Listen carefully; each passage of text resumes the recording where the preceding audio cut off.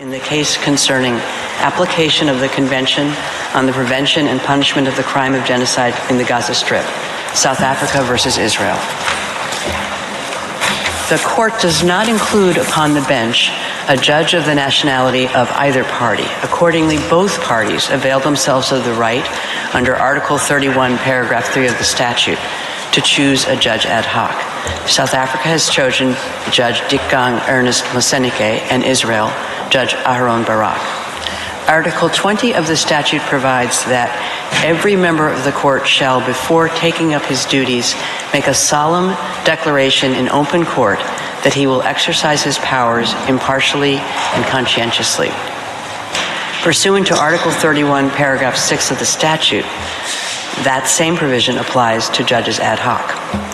Before inviting Judge Moseneke and Judge Barak to make their solemn declarations, I shall first, in accordance with custom, say a few words about their careers and qualifications. Judge Donoghue Ernest Moseneke, of South African nationality, has had a distinguished career as a judge, law practitioner, and academic. After obtaining degrees in English, political science, and law from the University of South Africa, he practiced as an attorney and an advocate with the Pretoria Bar. In 2001, he was appointed a judge on the High Court in Pretoria, and a year later, he became a judge on the Constitutional Court of South Africa, where he was Deputy Chief Justice for more than a decade and Acting Chief Justice in 2013 and 2014. Judge Moseneke is also an honorary professor in the Department of Jurisprudence at the University of Pretoria and has served as a Chancellor of the Pretoria Technikon and the University of Witwatersrand in Johannesburg. Judge Moseneke has received numerous honorary doctorates and awards. I shall now say a few words about the career and qualifications of Judge Barak. Judge Aharon Barak, of Israeli nationality, has had an eminent career as a judge and law professor.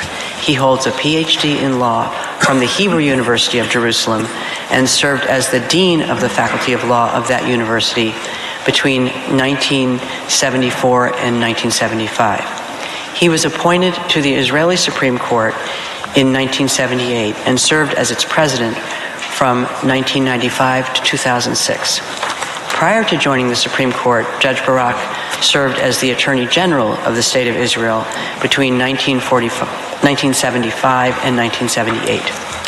He has taught law in a number of law schools, including Yale University, the Hebrew University of Jerusalem, and the Reichman University in Herzliya, Israel. Judge Barak has also written extensively in law and has received numerous honorary degrees and awards. In accordance with the order of precedence fixed by Article 7, Paragraph 3 of the Rules of Court, I shall first invite Judge Moseneke to make the solemn declaration prescribed by the statute, and I request all those present to rise.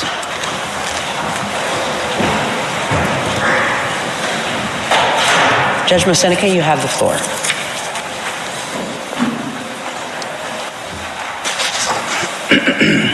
I solemnly declare that I will perform my duties and exercise my powers as a judge honorably, faithfully, impartially, and conscientiously. I thank Judge Moseneke, and I now invite Judge Barak to make the solemn declaration prescribed by the statute. Judge Barak, you have the floor. I solemnly declare that I will perform my duties and exercise my powers as judge honorably, faithfully, impartially, and consciously.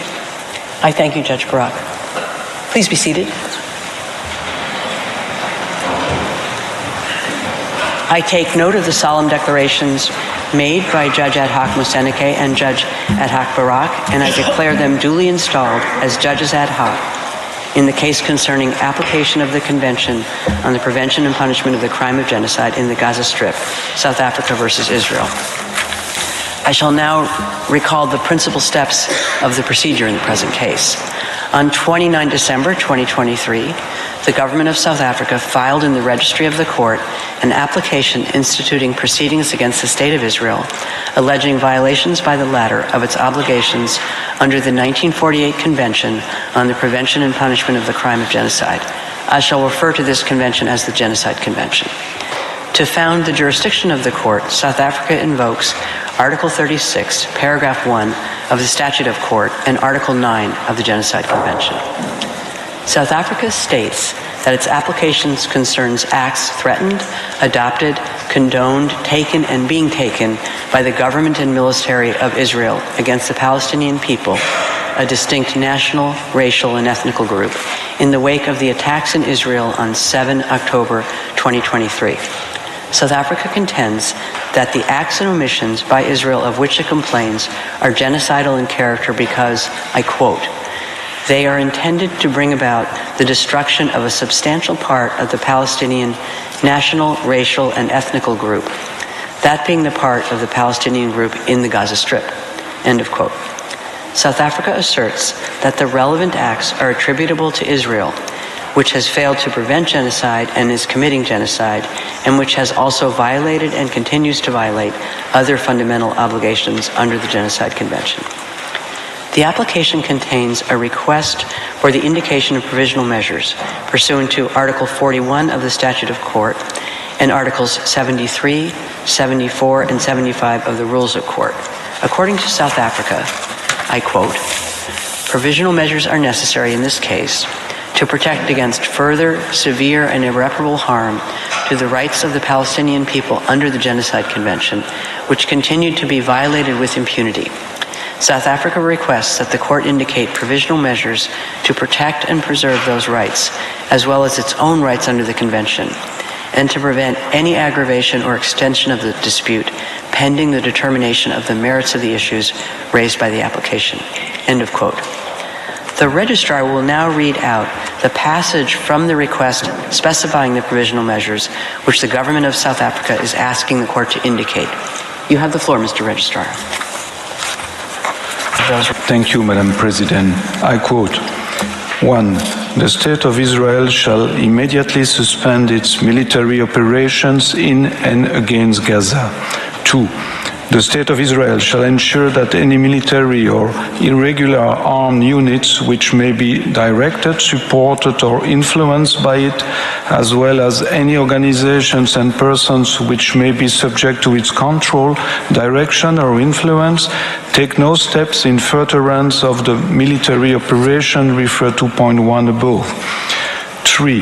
The Republic of South Africa and the State of Israel shall each, in accordance with their obligations under the Convention on the Prevention and Punishment of the Crime of Genocide in relation to the Palestinian people, take all reasonable measures within their power to prevent genocide.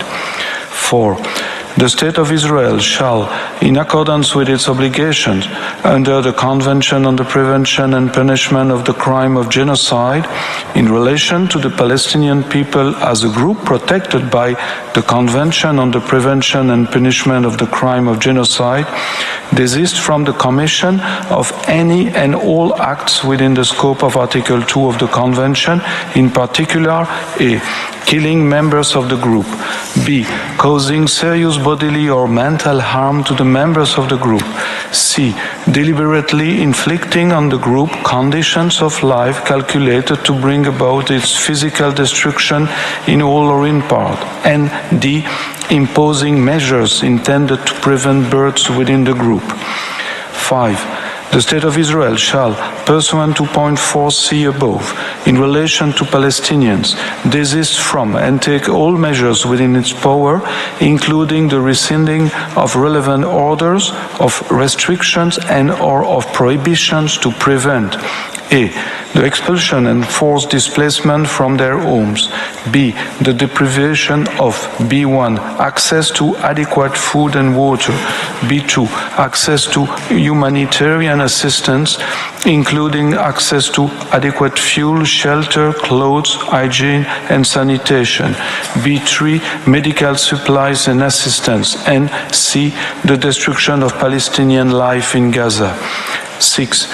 The The State of Israel shall, in relations to Palestinians, ensure that its military, as well as any irregular armed units or individuals which may be directed, supported, or otherwise influenced by it, and any organizations and persons which may be subject to its control, direction, or influence, do not commit any acts described in 4 and 5 above, or engage in direct and public incitement to commit genocide, conspiracy to commit genocide, attempt to commit genocide, or complicity in genocide.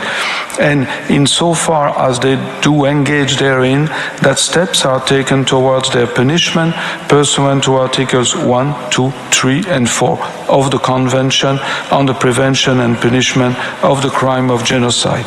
7. The State of Israel shall take effective measures to prevent the destruction and ensure the preservation of evidence related to allegations of acts within the scope of Article 2 of the Convention on the Prevention and Punishment of the Crime of Genocide. To that end, the State of Israel shall not act to deny or otherwise to restrict access by fact-finding missions, international mandates, and other bodies to Gaza to assist in ensuring the preservation and retention of said evidence. 8. The State of Israel shall submit a report to the court on all measures taken to give effect to this order within 1 week, as from the date of this order, and thereafter at such regular intervals as the court shall order, until a final decision on the case is rendered by the court. 9. The State of Israel shall refrain from any action and shall ensure that no action is taken which might aggravate or extend the dispute before the court or make it more difficult to resolve. End of quote. I thank the Registrar. Immediately after the application containing the request for the indication of provisional measures was filed, the Deputy Registrar transmitted an original copy thereof to the Government of Israel. He also notified the Secretary General of the United Nations. According to Article 74, Paragraph 1 of the Rules of Court, a request for the indication of provisional measures shall have priority over all other cases. Paragraph 2 of the same article states that the court shall proceed to a decision on the request as a matter of urgency. This imperative must, however, be balanced with the need to fix a date of oral proceedings in such a way as to afford the parties an opportunity to be represented at the hearings. Consequently, the parties were informed that the date for the opening of the oral proceedings, during which they could present their observations on the request for the indication of provisional measures, had been fixed for Thursday, 11 January 2024 at 10 a.m. I would now like to welcome the delegations of South Africa and Israel, and I note the presence before the court of the agents and counsel of both parties. This morning, the court will hear the single round of oral argument of South Africa, which has submitted the request for the indication of provisional measures. It will hear Israel tomorrow morning at 10 a.m. For purposes of this single round of oral argument, each party will have available to it a 3-hour sitting. In this first sitting, South Africa may, if required, avail itself of a short extension beyond 1 p.m. today in view of the time taken up by these introductory remarks. Before I give the floor to the agent of South Africa, I wish to draw the party's attention to Practice Direction 11, which states as follows, I quote, "In oral proceedings on the request for the indication of provisional measures, parties should limit themselves to what is relevant to the criteria for the indication of provisional measures as stipulated in the statute, rules, and jurisprudence of the court. They should not enter into the merits of the case beyond what is strictly necessary for that purpose." End of quote. I now give the floor to the agent of South Africa, His Excellency Mr. Vusumuzi Madonsela. You have the floor, Excellency.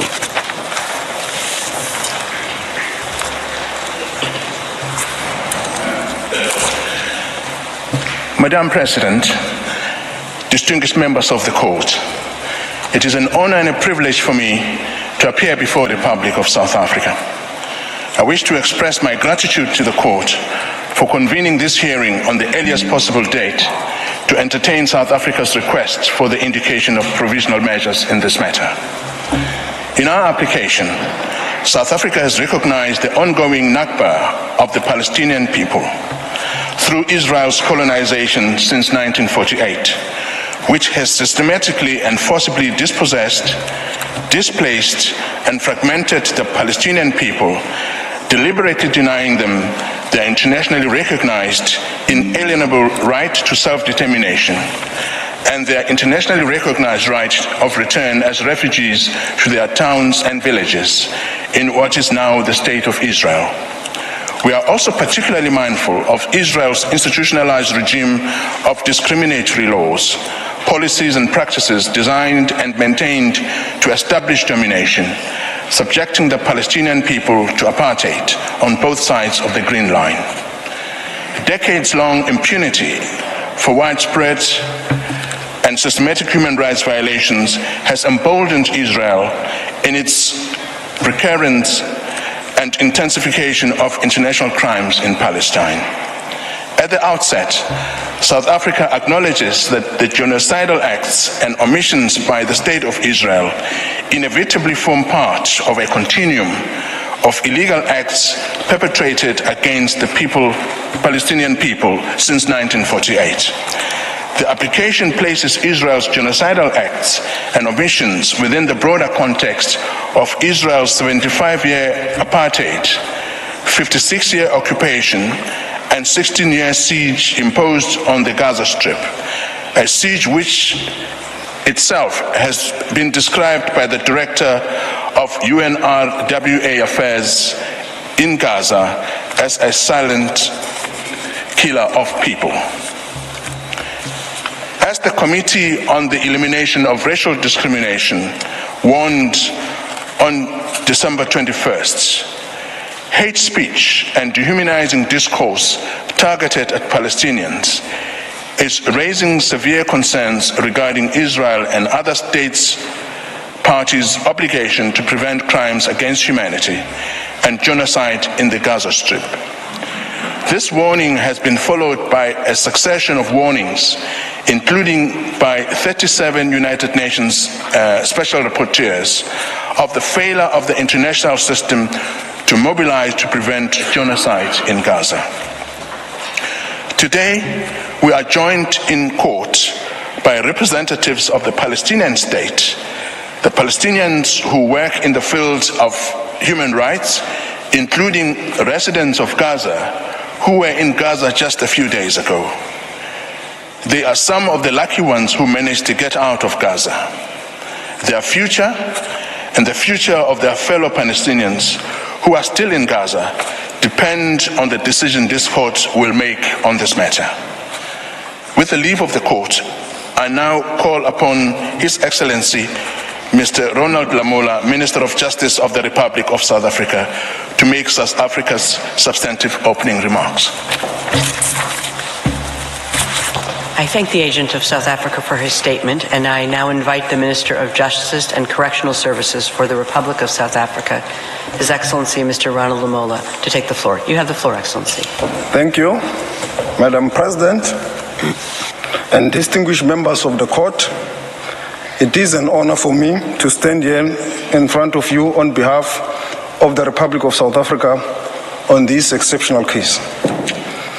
In extending our hands across the miles to the people of Palestine, we do so in full knowledge that we are part of a humanity that is at one. These were the words of our founding president, Nelson Mandela. This is the spirit in which South Africa acceded to the Convention on the Prevention and Punishment of Crime of Genocide in 1998. This is the spirit in which we approach this court as a contracting party to the Convention. This is a commitment we owe to the people of Palestine and Israelis alike. As previously mentioned, the violence and the destruction in Palestine and Israel did not begin on the 7th of October 2023. The Palestinians have experienced systematic oppression and violence for the last 76 years. On 6 October 2023 and every day since October the 7th, 2023. In the Gaza Strip, at least since 2004, Israel continues to exercise control over the airspace, territorial waters, land crossing, water, electricity, and civilian infrastructure, as well as over key government functions. Entry and exit by air and sea to Gaza is strictly prohibited, with Israel operating the only two crossing points. Given that continuing effective control by Israel and over the territory of Gaza, Israel is still considered by international community to be under belligerent occupation by Israel. South Africa unequivocally condemned the targeting of civilians by Hamas and other Palestinian armed groups and the taking of hostages on the 7th of October 2023. And has again expressly recorded this condemnation, mostly recently in its note verbal to Israel on the 21st of December 2023. That said, no armed attack on a state territory, no matter how serious, even an attack involving atrocity crimes, can provide any justification for or defense to breaches to the convention, whether as a matter of law or morality. Israel's response to the 7th of October 2023 attack has crossed this line and give rise to the breaches of the convention. Faced with such evidence and our duty to do what we can do to prevent genocide, as contained in Article 1 of the Convention, the South African government initiated this case. South Africa welcomes the fact that Israel has engaged with the case in order to have the matter resolved by the court, after careful and objective consideration of the facts and submission put before it, as the parties to the convention have intended. This hearing is concerned with South Africa's request to the court for the indication of provisional measures and will necessarily have a narrow and particular focus. I invoke the words of Martin Luther King when he said, "The arch of the moral of the universe is long, always bending towards justice." South Africa's case will be presented by a team of 6 legal counsels, comprising of Dr. Adila Hasim, Mr. Tembeka Nzukaitobi, Professor John Dugat, Ms. Blim Leckrone, Mr. Max Dupris, and Professor Vagan Low. Dr. Adila Hasim, Senior Counsel, will provide an overview of the risk of genocidal acts in the perpetual vulnerability to acts of genocide. Mr. Tembeka Nzukaitobi, Senior Counsel, will examine Israel's alleged genocidal intent. Professor John Dugat, Senior Counsel, will focus on the prima facie jurisdiction. Professor Max Duplessis, Senior Counsel, will discuss the various rights currently under threat. Blinny Crowell, King's Counsel, will present the argument of agency and potential irreparable harm. And Professor Vagan Low, King's Counsel, will speak on the provisional measures. I now request, Madam President, the court to call on Dr. Hasim. I thank you. His Excellency, Mr. Lamola, and I now invite Ms. Adila Hasim to address the court. You have the floor, Madam.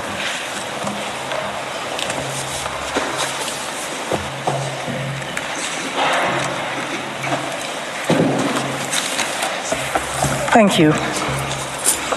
Madam President, distinguished members of the court, it is a privilege to appear on behalf of the Republic of South Africa in this case of exceptional importance.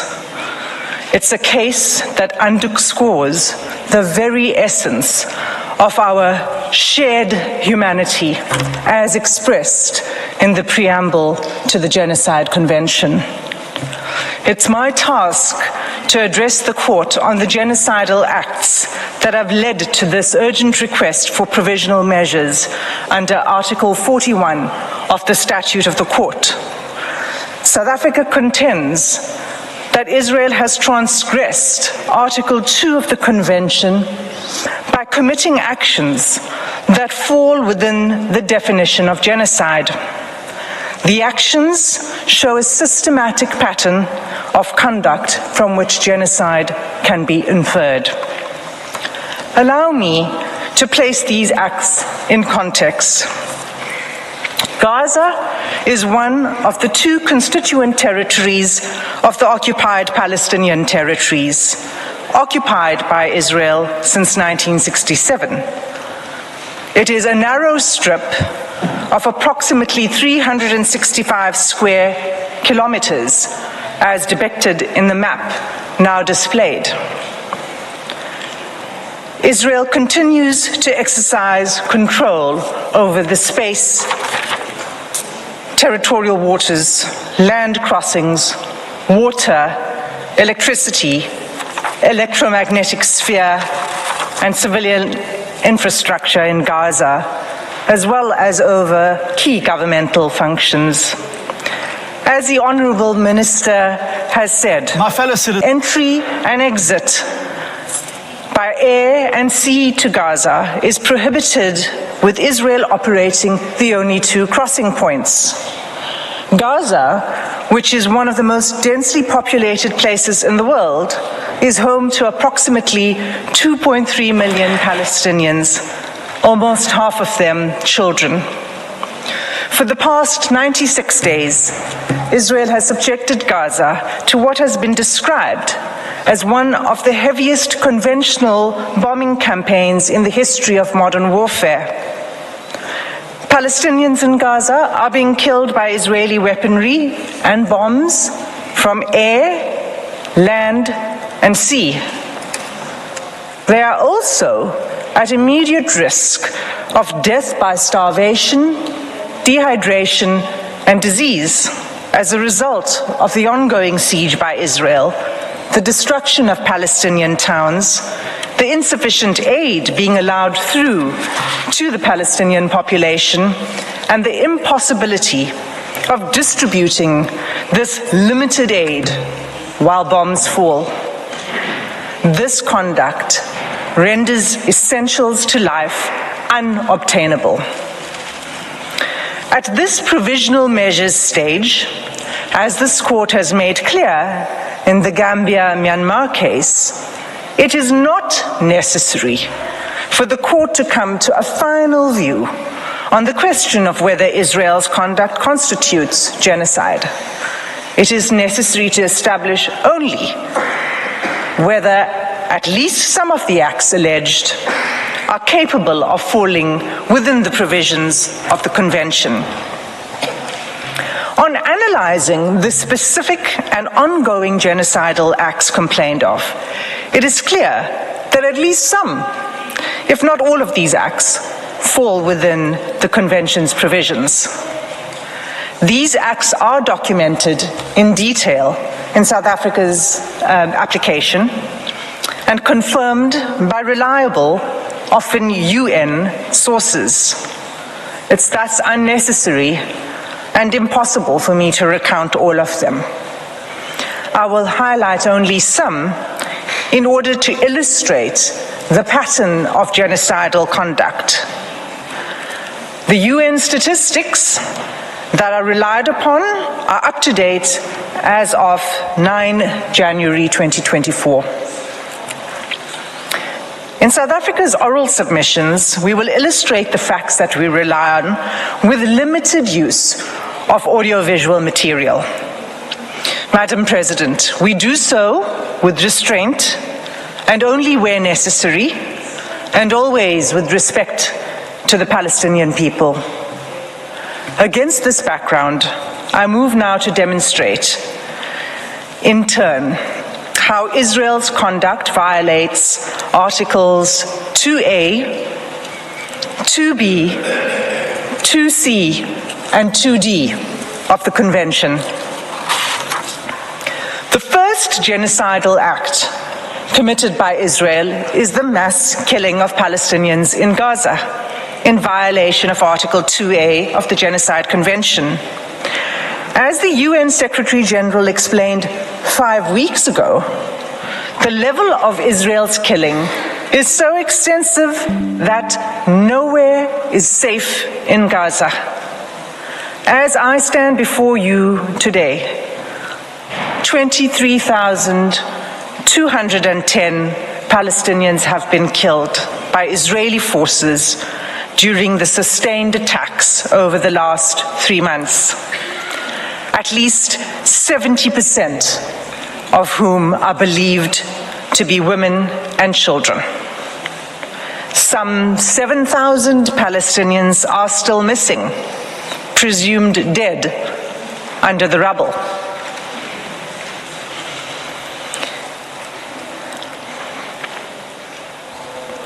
Palestinians in Gaza are subjected to relentless bombing wherever they go. They are killed in their homes, in places where they seek shelter, in hospitals, in schools, in mosques, in churches, and as they try to find food and water for their families. They have been killed if they failed to evacuate in the places to which they have fled, and even while they attempted to flee along Israeli-declared safe routes. The level of killing is so extensive that those whose bodies are found are buried in mass graves, often unidentified. In the first 3 weeks alone, following 7 October, Israel deployed 6,000 bombs per week. At least 200 times it has deployed 2,000-pound bombs in southern areas of Palestine designated as safe. These bombs have also decimated the north, including refugee camps. 2,000-pound bombs are some of the biggest and most destructive bombs available. They are dropped by lethal fighter jets that are used to strike targets on the ground by one of the world's most resourced armies. Israel has killed an unparalleled and unprecedented number of civilians, with the full knowledge of how many civilian lives each bomb will take.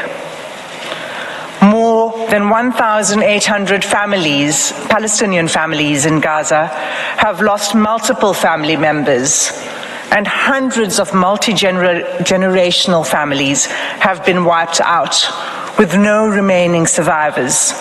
Mothers, fathers, children, siblings, grandparents, aunts, cousins, often all killed together.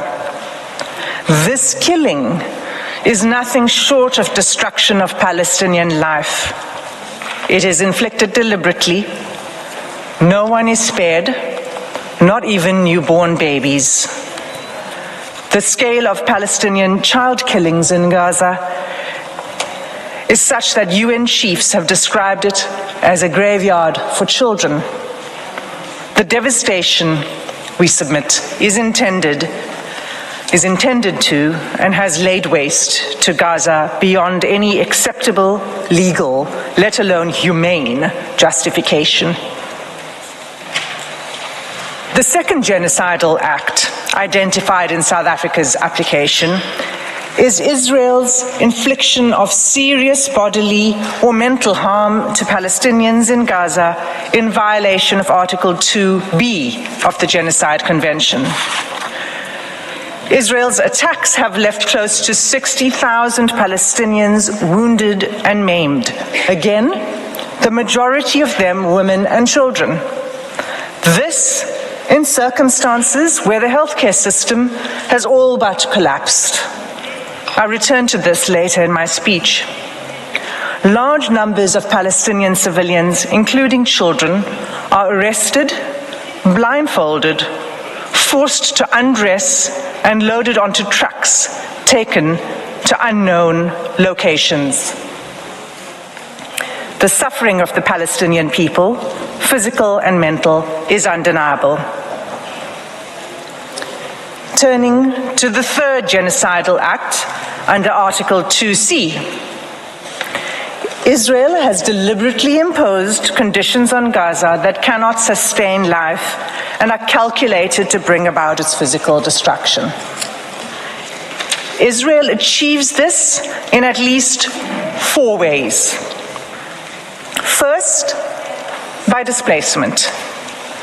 Israel has forced the displacement of about 85% of Palestinians in Gaza. There is nowhere safe for them to flee to. Those who cannot leave or refuse to be displaced have either been killed or at extreme risk of being killed in their homes. Many Palestinians have been displaced multiple times as families are forced to move repeatedly in search of safety. Israel's first evacuation order on 13 October required the evacuation of over 1 million people, including children, the elderly, the wounded, and infirm. Entire hospitals were required to evacuate, even newborn babies in intensive care. The order required them to evacuate the north to the south within 24 hours. The order itself was genocidal. It required immediate movement, taking only what could be carried, while no humanitarian assistance was permitted, and fuel, water, and food, and other necessities of life had deliberately been cut off. It was clearly calculated to bring about the destruction of the population. For many Palestinians, the forced evacuation from their homes is inevitably permanent. Israel has now damaged or destroyed an estimated 355,000 Palestinian homes, leaving at least 500,000 Palestinians with no home to return to. The Special Rapporteur on the Human Rights of Internally Displaced Persons explains that houses and infrastructure, I quote, have been razed to the ground, frustrating any realistic prospects for displaced Gazans to return home, repeating a long history of mass forced displacement of Palestinians by Israel. There is no indication at all that Israel accepts responsibility for rebuilding what it has destroyed. Instead, the destruction is celebrated by the Israeli army. Soldiers film themselves joyfully detonating entire apartment blocks and town squares, erecting the Israeli flag over the wreckage, seeking to re-establish Israeli settlements on the rubble of Palestinian homes, and thus extinguishing the very basis of Palestinian life in Gaza. Second, together with the forced displacement, Israel's conduct has been deliberately calculated to cause widespread hunger, dehydration, and starvation. Israel's campaign has pushed Gazans to the brink of famine. An unprecedented 93% of the population in Gaza is facing crisis levels of hunger. Of all the people in the world currently suffering catastrophic hunger, more than 80% are in Gaza. The situation is such that the experts are now predicting that more Palestinians in Gaza may die from starvation and disease than airstrikes. And yet Israel continues to impede the effective delivery of humanitarian assistance to Palestinians, not only refusing to allow sufficient aid in, but removing the ability to distribute it through constant bombardment and obstruction. Just 3 days ago, on 8 January, a planned mission by UN agencies to deliver urgent medical supplies and vital fuel to a hospital and medical supply center was denied by Israeli authorities. This marked the 5th denial of a mission to the center since 26 December, leaving 5 hospitals in northern Gaza without access to life-saving medical supplies and equipment. Aid trucks that are allowed in are seized upon by the hungry. What is provided is simply not enough.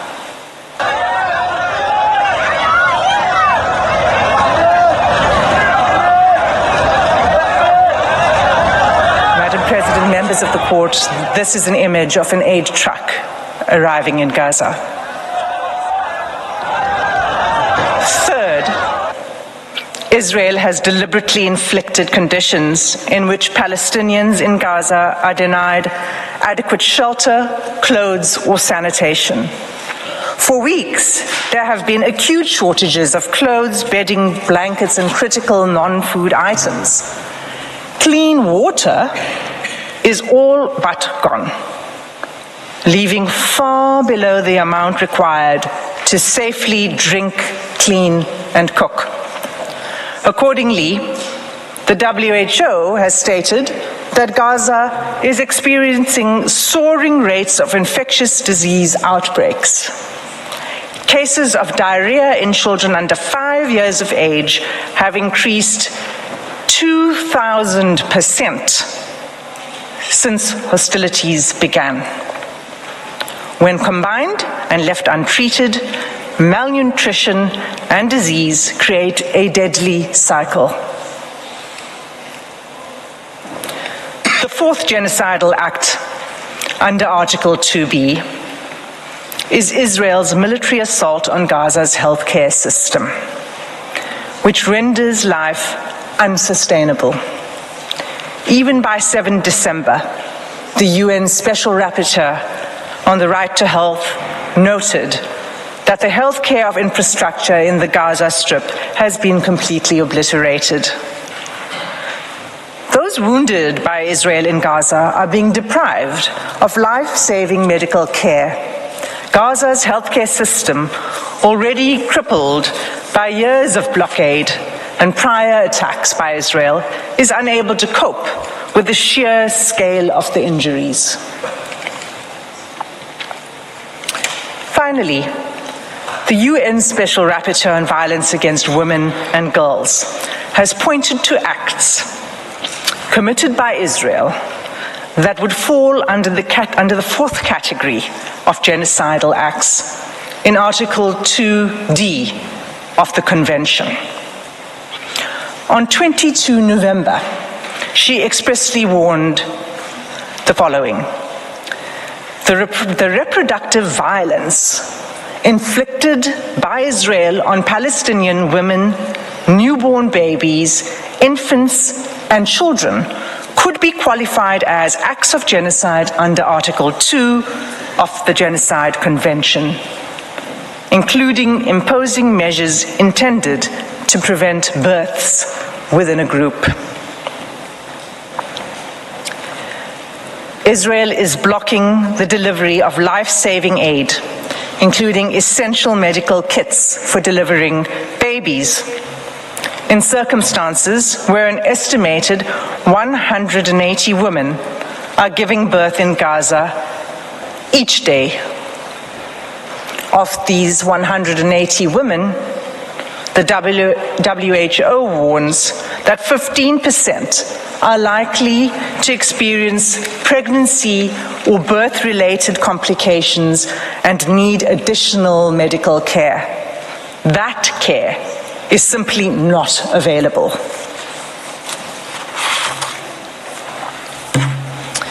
In sum, Madam President, all of these acts, individually and collectively, form a calculated pattern of conduct by Israel, indicating a genocidal intent.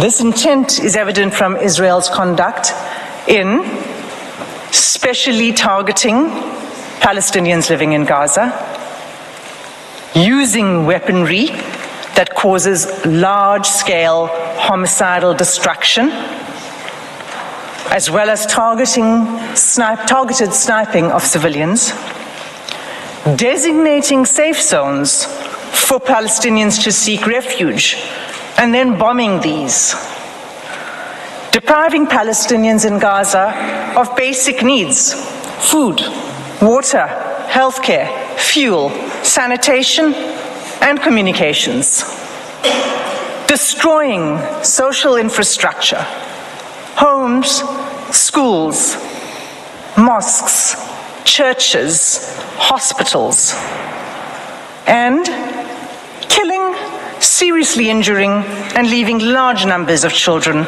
orphaned. Genocides are never declared in advance, but this court has the benefit of the past 13 weeks of evidence that shows incontrovertibly a pattern of conduct and related intention that justifies a plausible claim of genocidal acts. In the Gambia-Myanmar case, this court did not hesitate to impose provisional measures in relation to allegations that Myanmar was committing genocidal acts against the Rohingya within the Rakhine state.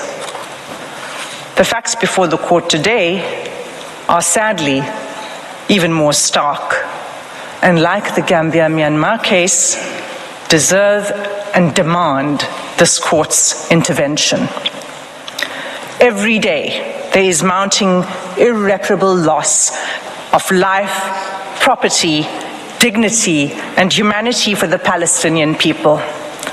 Our news feeds show graphic images of suffering that has become unbearable to watch.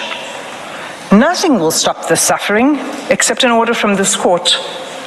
Without an indication of provisional measures, the atrocities will continue, with the Israeli Defense Force indicating that it intends pursuing this course of action for at least a year. In the words of the UN Under-Secretary General on 5 January 2024, I quote, "You think getting aid into Gaza is easy? Think again. 3 layers of inspections before trucks can even enter. Confusion and long queues. A growing list of rejected items.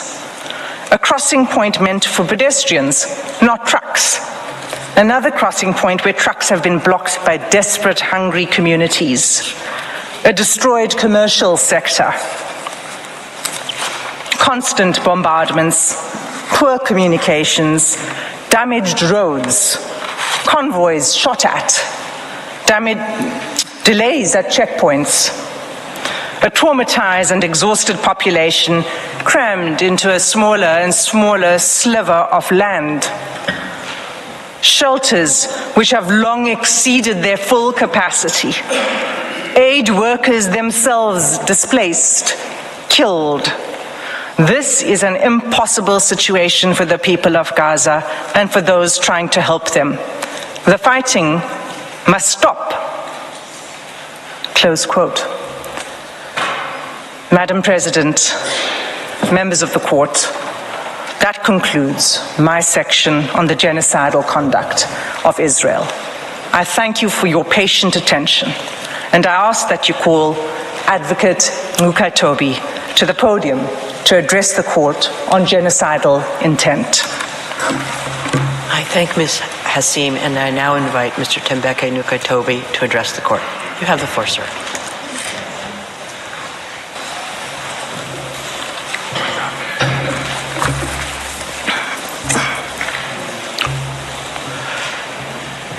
Madam President and distinguished members of the court, it is a privilege to appear before the court on behalf of South Africa.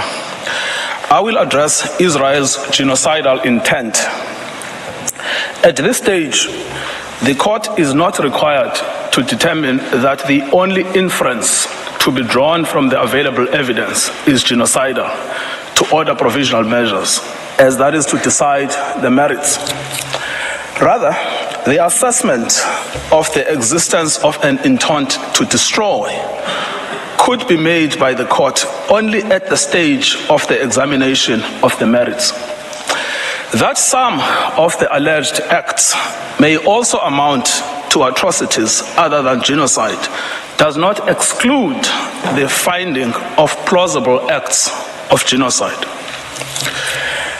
Madam President, South Africa is not alone in drawing attention to Israel's genocidal rhetoric against Palestinians in Gaza. 15 United Nations special rapporteurs and 21 members of the United Nations working groups have warned that what is happening in Gaza reflects a genocide in the making and an overt intent to destroy the Palestinian people under occupation. Israel has a genocidal intent against the Palestinians in Gaza. That is evident from the way in which Israel's military attack is being conducted, which has been described by Ms. Hassim SC. It is systematic in its character and form. The mass displacement of the population of Gaza, headed into areas where they continue to be killed, and the deliberate creation of conditions that, quote, lead to a slow death, unquote. There is also the clear pattern of conduct, the targeting of family homes and civilian infrastructure, laying waste to vast areas of Gaza, and the bombing, shelling, and sniping of men, women, and children where they stand, the destruction of the health infrastructure, and lack of access to humanitarian assistance. So much so that as we stand today, 1% of the Palestinian population in Gaza has been systematically decimated, and 1 in 4 Gazans have been injured since 7 October. These two elements alone are capable of evidencing Israel's genocidal intent in relation to the whole or part of the Palestinian population in Gaza. However, third, there is an extraordinary feature in this case, that Israel's political leaders, military commanders, and persons holding official positions have systematically and in explicit terms declared their genocidal intent. And these statements are then repeated by soldiers on the ground in Gaza as they engage in the destruction of Palestinians and the physical infrastructure of Gaza. We show this third element next. Israel's special genocidal intent is rooted in the belief that, in fact, the enemy is not just the military wing of Hamas, or indeed Hamas generally, but is embedded in the fabric of Palestinian life in Gaza. On 7 October, in a televised address, Israeli Prime Minister Benjamin Netanyahu declared war on Gaza, and I quote, Israel had started clearing out the communities that have been infiltrated by terrorists. And he warned of an unprecedented price to be paid by the enemy. There are more than 2.3 million Palestinians in Gaza. Israel is the occupying power in control of Gaza. It controls entry, exit, and the internal movements of inside Gaza. And Qua Prime Minister, Mr. Netanyahu exercises overall command over the Israeli Defense Force and, in turn, the Palestinians in Gaza. Prime Minister Netanyahu, in his address to the Israeli forces on 28 October 2023, preparing for the invasion of Gaza, urged the soldiers to remember what Amalek has done to you. This refers to the biblical command by God to Saul for the retaliatory destruction of an entire group of people known as the Amalekites, put to death men and women, children and infants, cattle and sheep, camels and donkeys. The genocidal invocation to Amalek was anything but idle. It was repeated by Mr. Netanyahu in a letter to the Israeli Armed Forces on 3 November 2023. Madam President, let the Prime Minister's words speak for themselves.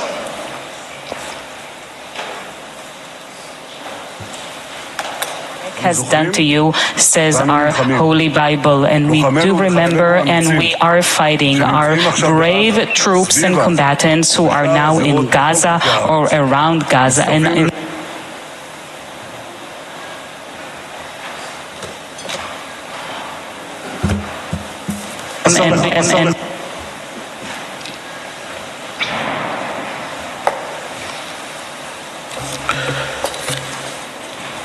The Deputy Speaker of the Knesset, Israel's parliament, has called for the erasure of the Gaza Strip from the face of the earth. The Defense Force agrees. On 9 October, the Defense Minister, Yoav Gallant, gave a situation update to the army, where he said that as Israel was imposing a complete siege on Gaza, there would be no electricity, no food, no water, no fuel. Everything would be closed because Israel is fighting human animals. Speaking to troops on the Gaza border, he instructed them that he has released all the restraints and that Gaza won't return to what it was before. We will eliminate everything. We will reach all places. Eliminate everything. Reach all places without any restraints. The theme of destruction of human animals was reiterated by an Israeli army coordinator of government activities in the territories on 9 October 2023, who, in an address to Hamas and the residents of Gaza, stated that Hamas has become ISIS and that the citizens of Gaza are celebrating instead of being horrified. He concluded that human animals are dealt with accordingly. Israel has imposed a total blockade on Gaza. No electricity, no water, just damage. You wanted hell, you will get hell. The language of systematic dehumanization is evident here. Human animals. Both Hamas and civilians are condemned.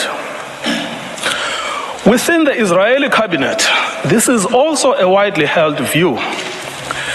The Minister of Energy and Infrastructure, Israel Katz, called for the denial of water and fuel, as this is what will happen to a people of children killers and slaughterers. This admits of no ambiguity. It means to create conditions of death of the Palestinian people in Gaza. To die a slow death because of starvation and dehydration, or to die quickly because of a bomb attack or snipers, but to die nevertheless. In fact, Heritage Minister Amichai Eliyahu said that Israel must find ways for Gazans that are more painful than death. It is no answer to say that neither are in command of the army. They are ministers in the Israeli government. They vote in the Knesset and are in a position to shape state policy. The intent to destroy Gaza has been nurtured at the highest levels of state, as President Isaac Herzog has joined the ranks of those signing bombs destined for Gaza, having previously noted that the entire population in Gaza is responsible and that this rhetoric about civilians not aware, not involved is absolutely not true. We will fight until we break their backbone. Later attempts by the president and others to neutralize this speech have not altered the sting of his words, which was to tar all Palestinians as responsible for the actions of Hamas. Nor, as I will show below, has it affected how state policy is understood within government. The Minister of National Security repeated the president's statements that Hamas and civilians are responsible in equal measure. On 10 November 2023, in a televised interview, he stated that when we say that Hamas should be destroyed, it also means those who celebrate, those who support, and those who hand out candy. They are all terrorists, and they should also be destroyed. These are orders to destroy and to maim what cannot be destroyed. These statements are not open to neutral interpretations or after-the-fact rationalizations and reinterpretations by Israel. The statements were made by persons in command of the state. They communicated state policy. It is simple. If the statements were not intended, they would not have been made. The genocidal intent behind these statements is not ambiguous to the Israeli soldiers on the ground. Indeed, it is directing their actions and objectives. On 7 December 2023, Israeli soldiers proved that they understood the Prime Minister's message to remember what the Amalek has done to you as genocidal. They were recorded by journalists dancing and singing. We know our motto, there are no uninvolved, that they obey one commandment, to wipe off the seed of Amalek. The Prime Minister's invocation of Amalek is being used by soldiers to justify the killing of civilians, including children. These are the soldiers repeating the inciting words of their Prime Minister.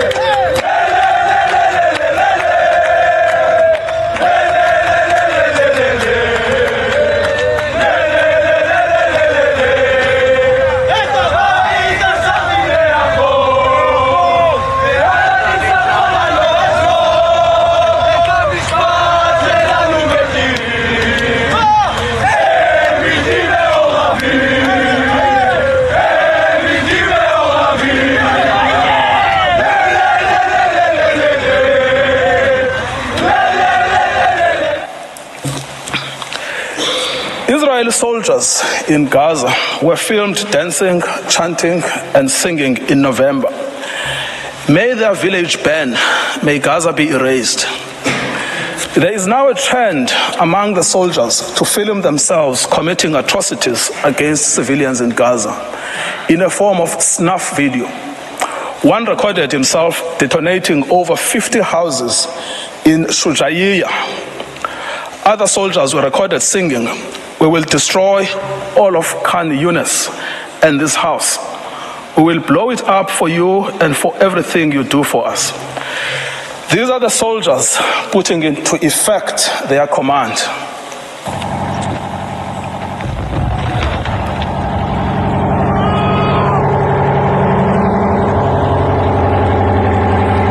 שכונת סג'אעיה ז"ל, נחל עוז, בעזרת השם יהיה לכם.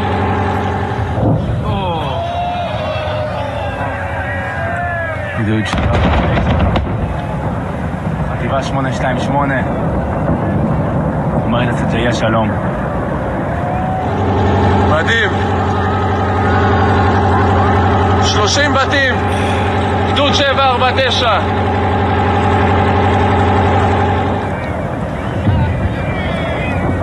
כאן מתחיל הניצחון.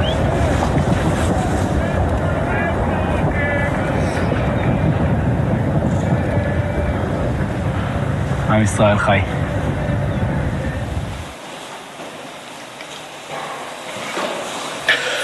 The commanders of the army are also of the same mind. Israeli army commander Yair Ben David has stated that the army had done in Beit Hanon and did there as Shimon and Levi did in Nablus, and that the entire Gaza should resemble Beit Hanon. Israeli soldier Yeshai Shalev published a video against the backdrop of the ruins of what was the site of Al-Azhar University with the caption, "Once upon a time, there was a university in Gaza, and in practice, a school for murderers and human animals." Soldiers obviously believe that this language and their actions are acceptable because the destruction of Palestinian life in Gaza is articulated state policy. Senior political and military officials encouraged without censure the 95-year-old Israeli army reservist Ezra Yachin, a veteran of the Deir Yassin massacre against the Palestinians in 1948, to speak to the soldiers ahead of the ground invasion in Gaza. In his tour, he echoed the same sentiment while being driven around in an officially Israeli army vehicle, dressed in Israeli army fatigue. I quote, "Be triumphant and finish them off, and don't leave anyone behind. Erase the memory of them. Erase them, their families, mothers and children. These animals can no longer live. If you have an Arab neighbor, don't wait, go to his home and shoot him. We want to invade, not like before. We want to enter and destroy what's in front of us, and destroy houses, then destroy the one after it. With all of our forces, complete destruction, enter and destroy. As you can see, we will witness things we've never dreamed of. Let them drop bombs on them and erase them." As recently as 7 January 2024, a video of a soldier was posted online where he boasts that the army had destroyed the entire village of Hibat Azar. For 2 weeks, he said, they had worked hard to bomb the village and executed their mandate. Any suggestion that senior politicians did not mean what they said, much less that the meaning was not understood by soldiers in Gaza, would be without any merit.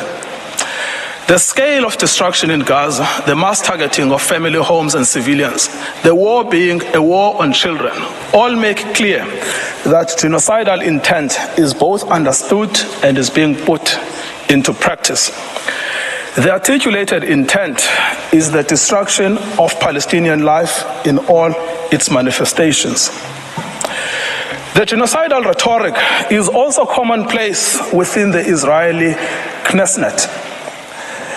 Members of the Knesset have repeatedly called for Gaza to be wiped out, flattened, erased, and crushed on all its inhabitants.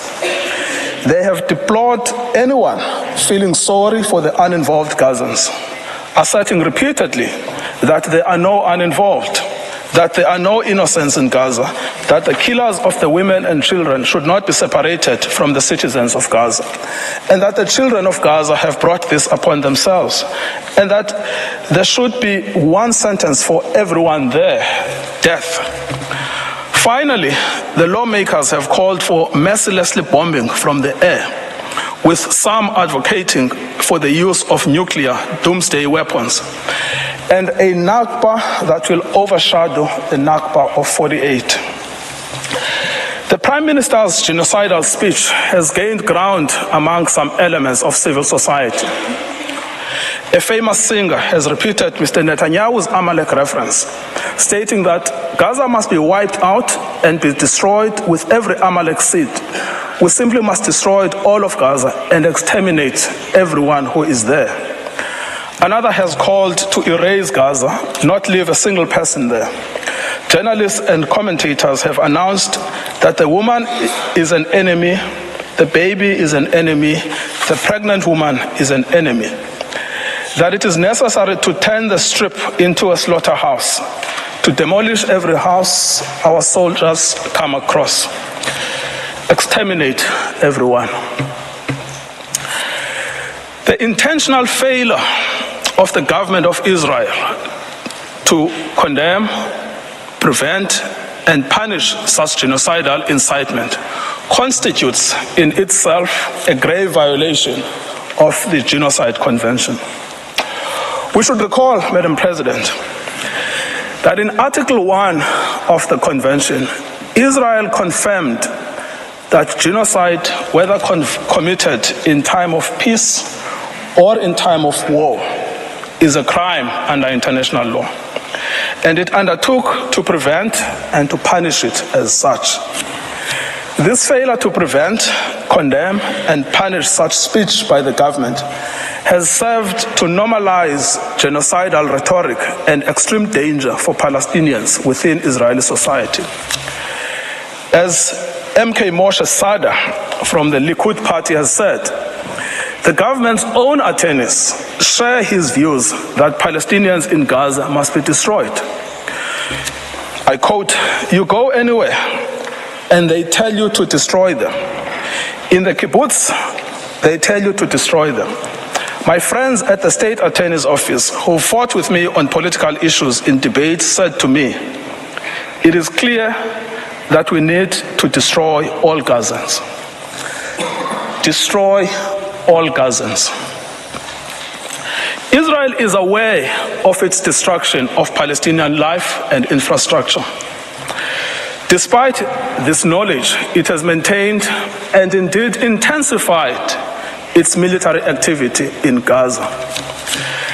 As to full awareness, in the week after 7 October, NGOs and the United Nations warned of an unprecedented humanitarian crisis in Gaza.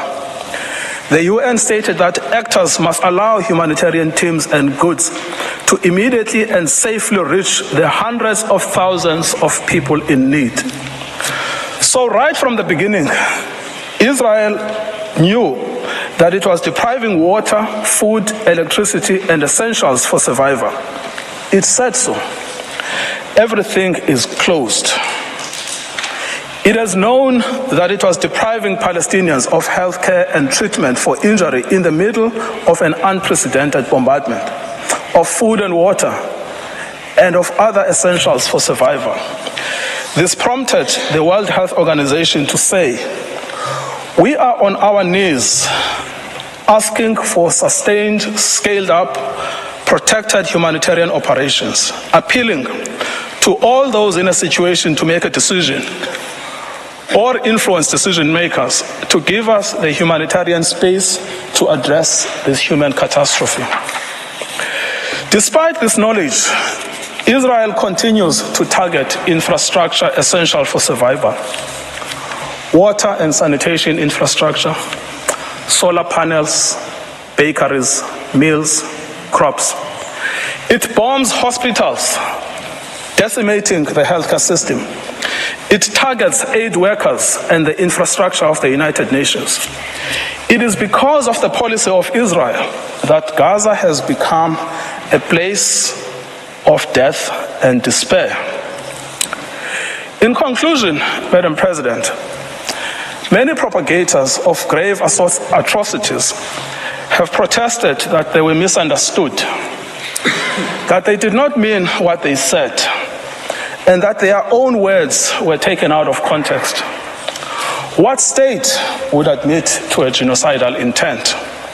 Yet, the distinctive feature of this case has not been the silence as such, but the reiteration and repetition of genocidal speech throughout every sphere of state in Israel. We remind the court of the identity and authority of the genocidal inciters: the Prime Minister, the President, the Minister of Defense, the Minister of National Security, the Minister of Energy and Infrastructure, members of the Knesset, senior army officials, and foot soldiers. Genocidal utterances are therefore not out in the fringes. They are embodied in state policy. The intent to destroy is plainly understood by soldiers on the ground. It is also fully understood by some within the Israeli society, with the government facing criticism for allowing in any aid to Gaza on the basis that it is recanting on its promise to starve Palestinians. Any suggestion that Israeli officials did not mean what they said or were not fully understood by soldiers and civilians alike to mean what they said should be rejected by this court. The evidence of genocidal intent is not only chilling, it is also overwhelming and incontrovertible. Madam President, it is now my honor to request you to call Mr. John Donoghue on the subject of jurisdiction. I thank Mr. Ngukai Toby, and I now invite Professor John Donoghue to take the floor. You have the floor, Professor.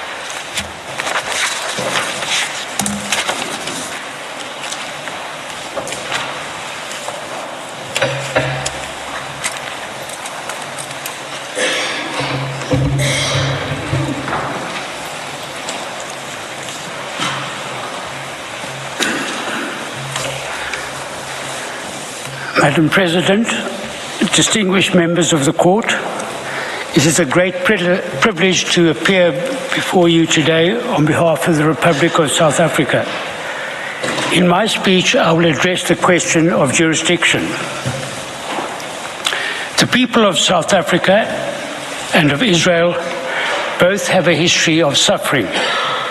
Both states have become parties to the Genocide Convention in the determination to end suffering. In this spirit, neither has attached a reservation to Article 9 of the Convention on the Prevention and Punishment of the Crime of Genocide. It is in terms of this convention dedicated to saving humanity that South Africa brings this dispute before the court. The prohibition on genocide is a peremptory norm. Obligations under the Genocide Convention are erga omnes, obligations owed to the international community as a whole. States parties to this convention are obliged not only to desist from genocidal acts, but also to prevent them. That the obligation of state parties to prevent acts of genocide is the foundation of the convention is clear from its placement in Article 1 of the Convention. Article 9 of the Genocide Convention makes it clear that state parties are guardians of the Genocide Convention. Unlike other treaties designed to protect human rights, it does not oblige states to pursue negotiations as a prelude to approaching this court. It does not treat the ending of genocidal acts as a bilateral affair between states. Instead, it envisages a situation in which a state, acting on behalf of the international community as a whole, seizes the jurisdiction of the court as a matter of urgency to prevent genocide. South Africa has a long history of close relations with Israel. For this reason, it did not bring the dispute immediately to the attention of the court. It watched with horror as Israel responded to the terrible atrocities committed against its people on 7 of October, with an attack on Gaza that resulted in the indiscriminate killing of innocent Palestinian civilians, most of whom were women and children. The South African government repeatedly voiced its concerns in the Security Council and in public statements that Israel's actions had become genocidal. On 10 November, in a formal diplomatic démarche, it informed Israel that while it condemned the actions of Hamas, it wanted the International Criminal Court to investigate the leadership of Israel for international crimes, including genocide. As the court will know, the definition of genocide in the Rome Statute repeats that of the Genocide Convention. On 17 October, South Africa referred Israel's commission of the crime of genocide to the International Criminal Court for, quote, vigorous investigation, unquote. In announcing this decision, President Ramaphosa publicly expressed his abhorrence for what is happening right now in Gaza, which is now turned into a concentration camp where genocide is taking place. To accuse a state of committing acts of genocide and to condemn it in such strong language is a major act on the part of a state. At this stage, it became clear that there was a serious dispute between South Africa and Israel, which would end only with the end of Israel's genocidal acts. South Africa repeated this accusation at a meeting of BRICS on 21 November and at an emergency special session of the United Nations General Assembly on 12 December. No response from Israel was forthcoming. None was necessary. By this time, the dispute had crystallized as a matter of law. This was confirmed by Israel's official and unequivocal denial on 6 December that it was committing genocide in Gaza. However, as a matter of courtesy, before filing the present application, on 21 December, South Africa sent a note verbal to the Embassy of Israel to reiterate its view that Israel's acts of genocide in Gaza amounted to genocide, that it, as a state party to the Genocide Convention, was under an obligation to prevent genocide from being committed. Israel responded by way of a note verbal that failed to address the issues raised by South Africa in its note and neither affirmed nor denied the existence of a dispute. This was emailed later on the 27th of December. This note was received by the relevant South African team on the 29th of December after the present application was filed. On 4 January, South Africa replied to this note verbal, highlighting Israel's failure to prevent any response to the matters raised by South Africa over the previous months, as reiterated in its note verbal. South Africa made it clear that given Israel's ongoing conduct against Palestinians in Gaza, the dispute referred to in its note verbal of 21 December remained unresolved and was plainly not capable of resolution by way of a bilateral meeting. Nevertheless, South Africa proposed a meeting on 5 January, again out of courtesy. Israel responded to this note verbal by proposing that we reconnect to coordinate a meeting at the earliest opportunity after the close of hearings in the present case. To this, South Africa understandably replied that such a meeting would serve no purpose. Madam President, these notes verbal are all to be found in the judge's folder. The existence of a dispute is a matter to be determined by an objective determination of the facts, as they existed at the time of the filing of the application. At this time, South Africa had already accused Israel in the Security Council, the General Assembly, and other public fora of engaging in genocidal acts. It had conducted a diplomatic démarche on Israel, warning it that it viewed its conduct as genocidal. It had requested the International Criminal Court to vigorously investigate crimes under the Genocide Convention committed by Israel in the Gaza Strip, and it accused Israel inter alia of the deliberate targeting of civilians, intentionally causing starvation and impeding relief supplies. It had accused Israel leaders of expressing, quote, the intent of committing genocide. Israel had flatly denied South Africa's accusations.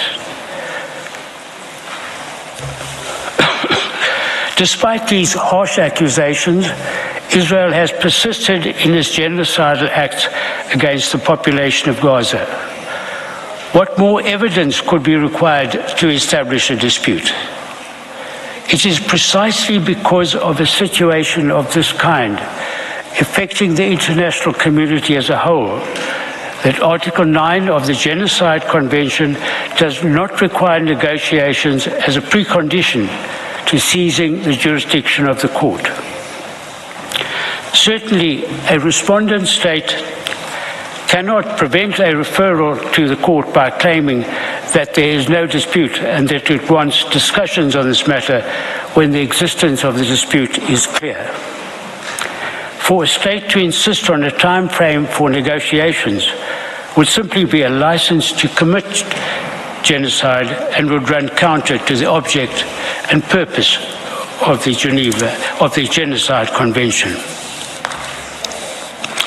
Madam President, the question of the crystallization of a dispute has been addressed by this court in preliminary objections at the merits stage where the burden of proof is higher. Although the court has generally adopted a flexible approach to the subject, it has laid down a number of tests for the existence of a dispute. First, it must be shown that the claim of one party is positively opposed by the other. Second, the date for determining the existence of the dispute is the date of the application, but subsequent conduct may be considered. 3, whether the dispute exists must be determined by an objective determination of the facts. And 4, a dispute exists when it is demonstrated on the basis of the evidence that the respondent was aware or could not have been unaware that its views were positively opposed. When these propositions are applied to the facts of this case, it is incontrovertible that a dispute exists between South Africa and Israel. South Africa strongly believes that what Israel is doing in Gaza amounts to genocide. Israel denies this and claims that such an accusation is legally and factually wrong and, moreover, is obscene.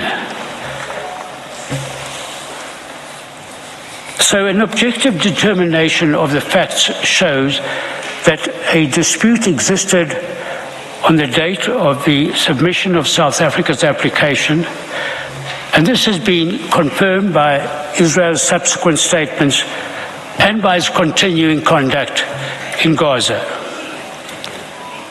Moreover, Israel must have been aware from South Africa's public statements, the démarche, and the referral of the matter to the International Criminal Court of Israel's genocidal acts that a dispute existed between the two states. Madam President, the court has indicated that in an application for provisional measures, it is sufficient to show that there is a prima facie basis for jurisdiction.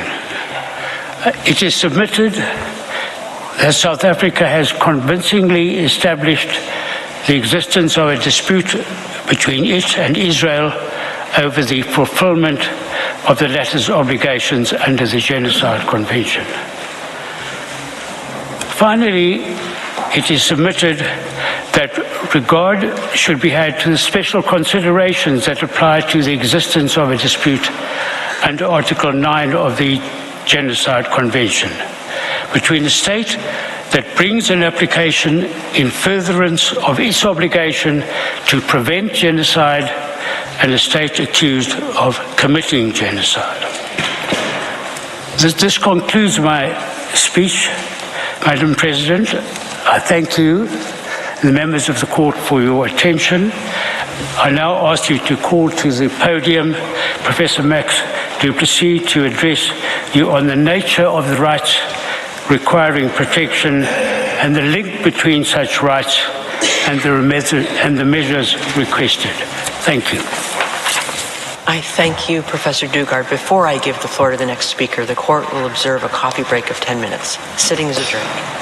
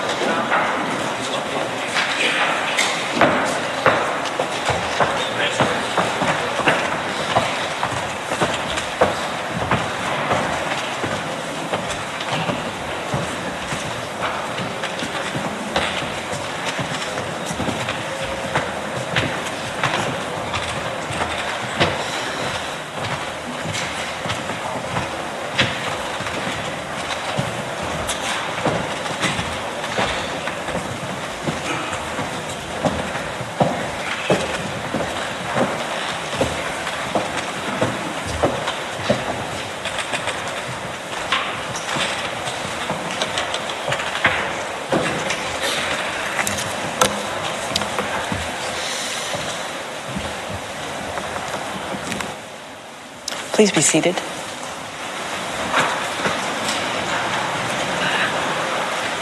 The sitting is resumed. I now give the floor to Professor Max Duplessis. You have the floor, Professor.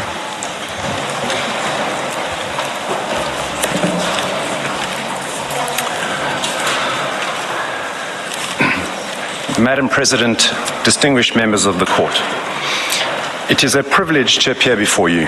It's truly my honor to represent South Africa in these proceedings. I will be focusing on the nature of the rights that South Africa seeks to preserve through its application and the link between such rights and the measures requested.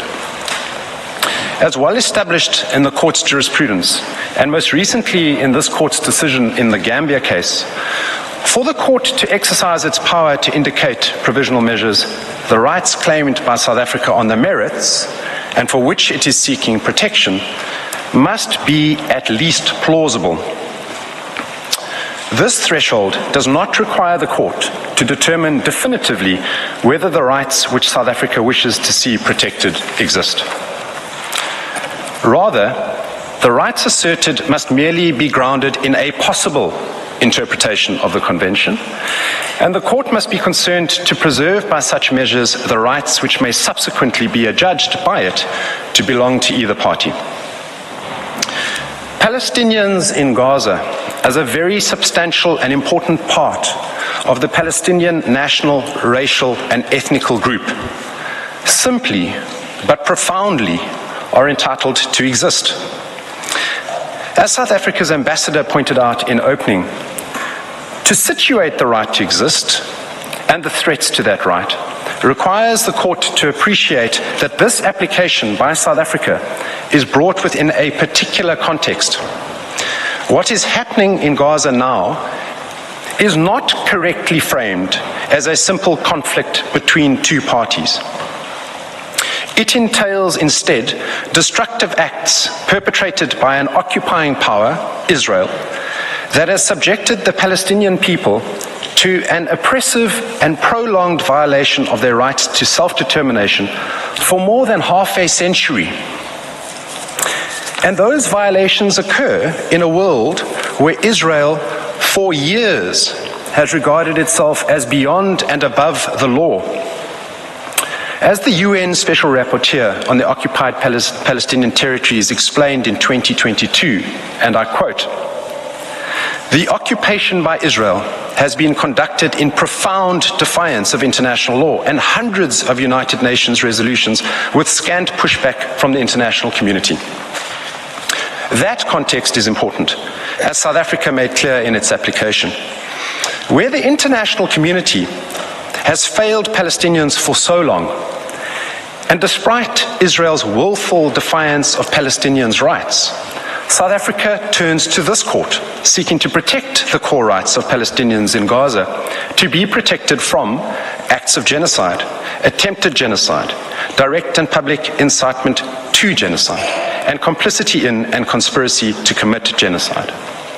As the Court knows, the Convention prohibits the destruction of a group or part of that group, including through killing, causing serious bodily and mental harm, and inflicting conditions of life calculated to bring about the group's physical destruction.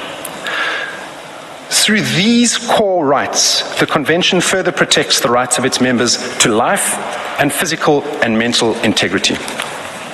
Palestinians in Gaza, women, men, children, because of their membership in a group, are protected by the Convention, as is the group itself. And the core rights are violated and threatened by a remarkable set of facts outlined by my colleagues and set out in detail in South Africa's application with supporting evidence.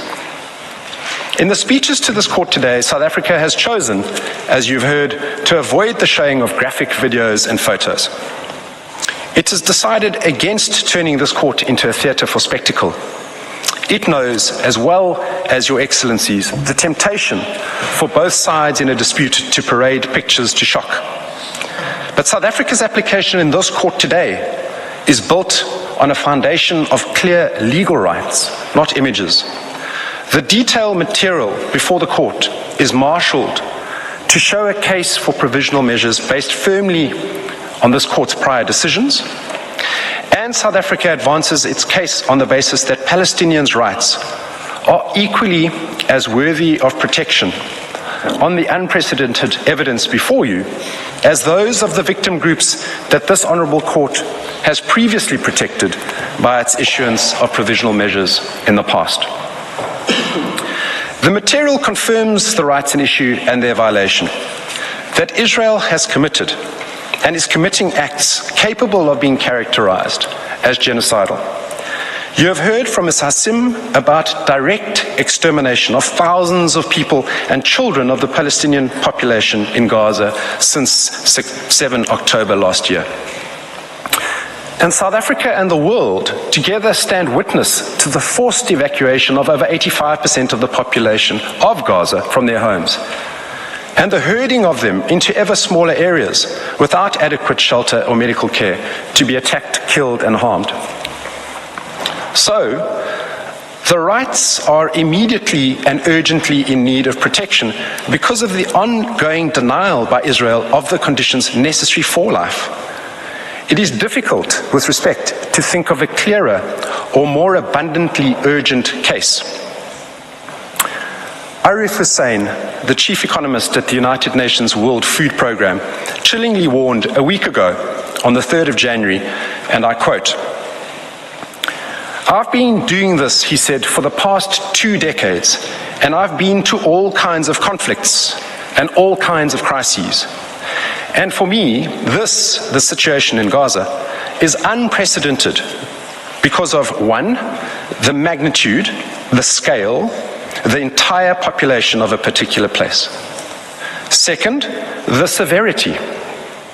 And 3rd, the speed at which this is happening, at which this has unfolded, is unprecedented." He concluded, "In my life, I've never seen anything like this in terms of severity, in terms of scale, and then in terms of speed."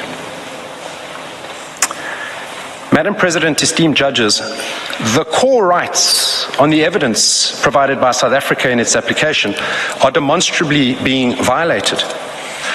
Multiple further statements by UN bodies and experts, as well as various expert human rights organizations and institutions and states, all of which is set out in South Africa's application, confirm as much.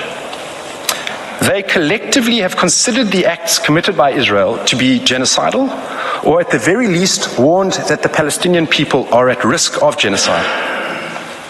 Since the application was initiated, further states, 13 to date, including the Arab League and the Organization of Islamic Cooperation, representing 57 states, as well as other experts, have expressed their support for the case, thereby underlining the plausibility of South Africa's claim for provisional measures.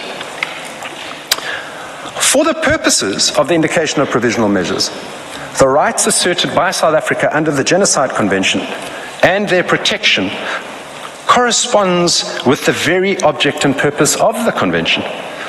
Based on the materials before the court, the acts by Israel complained of are capable of being characterized as at least plausibly genocidal. As Mr. Nkatobi has explicated, the evidence of the specific genocidal intent is clear from the statements by Israeli government officials and soldiers towards Palestinians in Gaza, and which may be characterized as at the very least plausibly genocidal. This at least plausible genocidal intent can also be deduced from the pattern of conduct against Palestinians in Gaza. It is also, again at the very least, plausible that Israel has failed to prevent or to punish genocide, conspiracy to commit genocide, direct and public incitement to genocide, attempted genocide, and complicity in genocide. And it is further plausible that South Africa has an obligation to prevent genocide, including by taking all reasonable measures within its powers to influence effectively the actions of persons perpetrating and likely to commit genocide or engaging in direct or public incitement to genocide. So let me be clear. South Africa's obligation is motivated by the need to protect Palestinians in Gaza and their absolute rights not to be subjected to genocidal acts. Notwithstanding the incontestably serious nature of the allegations against Israel, the court should not be required, before granting provisional measures, to ascertain whether the existence of a genocidal intent is the only plausible inference to be drawn from the material before it. That would amount to the court making a determination on the merits.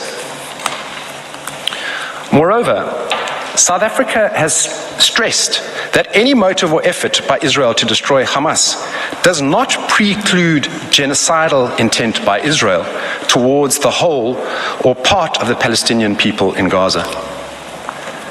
Evidence of other motives explaining its conduct as a perpetrator will not save Israel from a finding that it also possessed the requisite genocidal intent. And because of a fundamental feature of genocide, namely that the prohibitions on genocide and associated offences are jus cogens in nature, they are subject, therefore, to no exceptional qualification. They are absolute in nature, in times of war and peace, always and everywhere. Furthermore, the fact that the alleged acts may also be characterized as crimes other than genocide should not exclude the plausible inference of the existence of genocidal intent. As the UN Secretary General has stated, the prevention of genocide is intrinsically connected to preventing crimes against humanity and war crimes, as these crimes tend to occur concurrently in the same situation rather than as isolated events. Consequently, he said, initiatives aimed at preventing one of the crimes will in most circumstances also cover the others. And as also set out in the ILC articles on state responsibility, the wrongful act of genocide is generally made up of a series of acts which are themselves internationally wrongful. Madam President, honourable members of the Court, South Africa's claims thus concern in the first place its own obligations as a state party to the Genocide Convention to act to prevent and punish genocide. In the application, South Africa has stressed that it is acutely aware of its own obligation as a state party to the Convention to prevent genocide. Indeed, this court has recognized the universal character both of the condemnation of genocide and of the cooperation required in order to liberate mankind from such an odious scourge.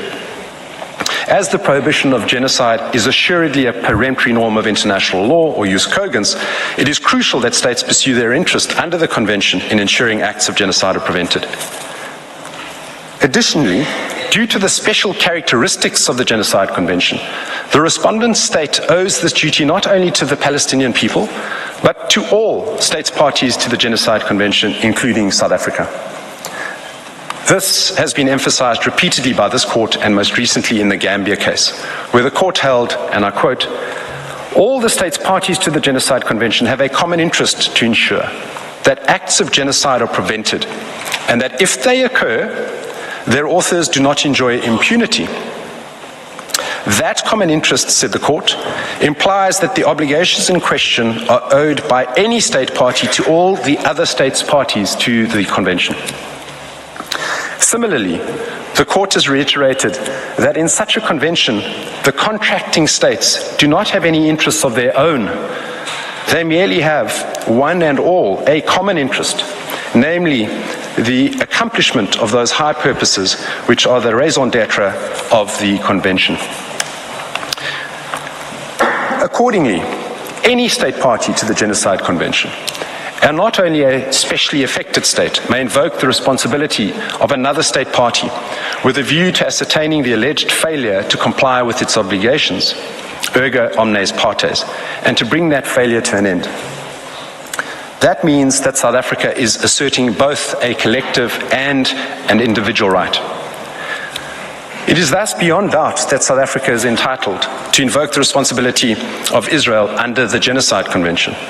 Through South Africa's interest in the common interest, and as a state party to the Genocide Convention itself, it is entitled to safeguard compliance with that instrument. As has been explained, the events unfolding in Gaza at the hands of the Israeli forces are frighteningly unprecedented. Yet what this court is being asked to do in these proceedings interdicting genocidal acts on an interim basis is sadly by no means novel. In relation to genocide, the court has indicated provisional measures in analogous circumstances to these in the Gambia case, where, as here, a state sought provisional measures on the basis of the erga omnes right that the Genocide Convention be complied with. Also, in respect of genocide, the court did the same in the Bosnia and Ukraine cases.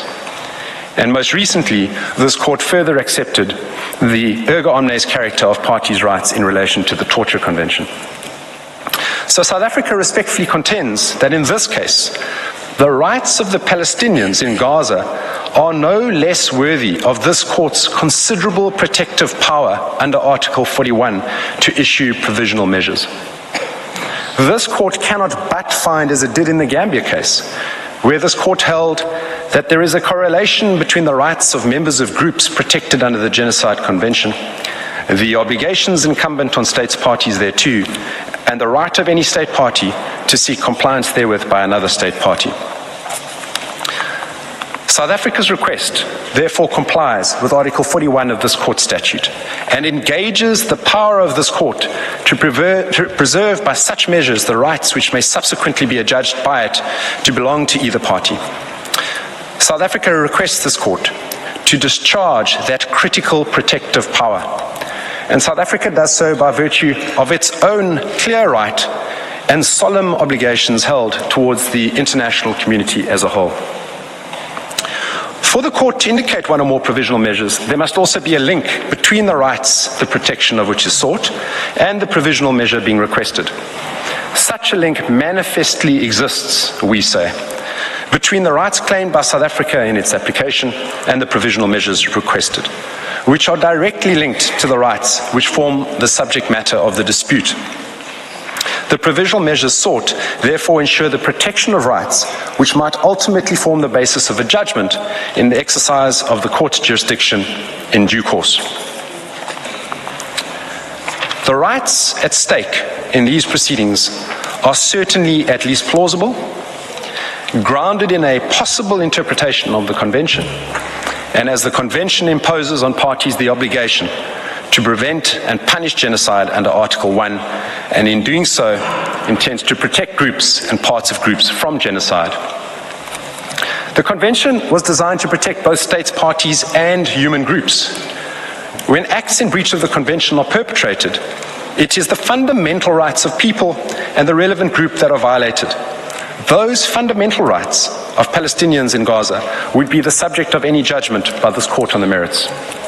Madam President, members of the court, to find otherwise will not only be to treat Palestinians differently as less worthy of protection than others, it would also be for the court to unduly limit its own competence, to turn its back upon its extensive prior jurisprudence, and to close its eyes to the breach of the rights which lie at the heart of the Convention and which breaches are taking place in Gaza right now as I close. Madam President, I ask you now to call Ms. Negrali KC to the podium, who will address you on a risk of further genocidal acts, the risk of irreparable harm and urgency, and I thank you for your attention.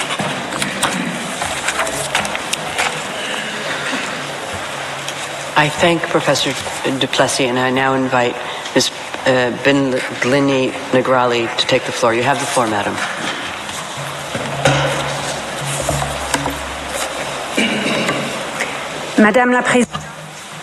Madam President, members of the court, it is a great honor for me to appear before the court once again.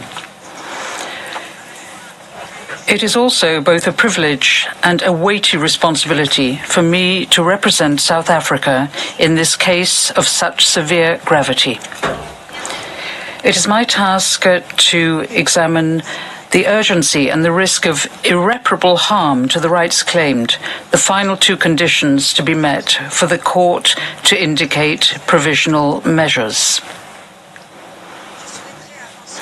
Before that, I should like to address South Africa's sincere apologies to the Francophone members of the court for not having made any of its submissions in French. South Africa would ask you not to regard this as a lack of courtesy on its part. If you will allow, I shall now continue my pleadings in English. Madam President, members of the court, there is an urgent need for provisional measures to protect Palestinians in Gaza from the irreparable prejudice caused by Israel's violations of the Genocide Convention. The United Nations Secretary-General and its chiefs describe the situation in Gaza variously as a crisis of humanity, a living hell, a bloodbath, a situation of utter deepening and unmatched horror, where an entire population is besieged and under attack, denied access to the essentials for survival on a massive scale. As the United Nations Under-Secretary General for Humanitarian Affairs stated last Friday, and I quote, "Gaza has become a place of death and despair. Families are sleeping in the open as temperatures plummet. Areas where civilians were told to relocate for their safety have come under relentless bombardment. Medical facilities are under relentless attack. The few hospitals that are partially functional are overwhelmed with trauma cases, critically short of all supplies, and inundated by desperate people seeking safety. A public health disaster is unfolding. Infectious diseases are spreading in overcrowded shelters as sewers spill over. Some 180 women are giving birth daily amidst this chaos. People are facing the highest levels of food insecurity ever recorded. Famine is around the corner. For children in particular, the last 12 weeks have been traumatic.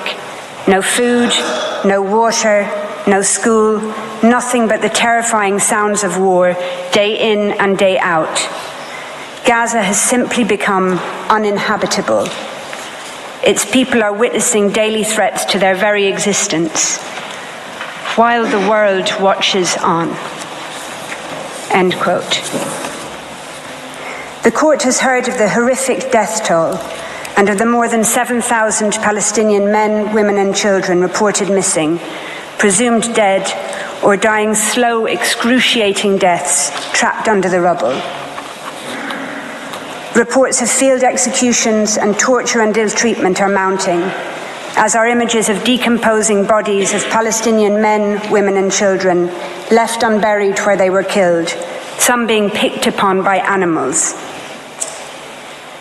It is becoming ever clearer that huge swathes of Gaza, entire towns, villages, refugee camps, are being wiped from the map. As you have heard, but it bears repeating, according to the World Food Programme, 4 out of 5 people in the world in famine or a catastrophic type of hunger are in Gaza right now. Indeed, experts warn that deaths from starvation and disease risk significantly outstripping deaths from bombings. The daily statistics stand as clear evidence of the urgency and of the irreparable prejudice.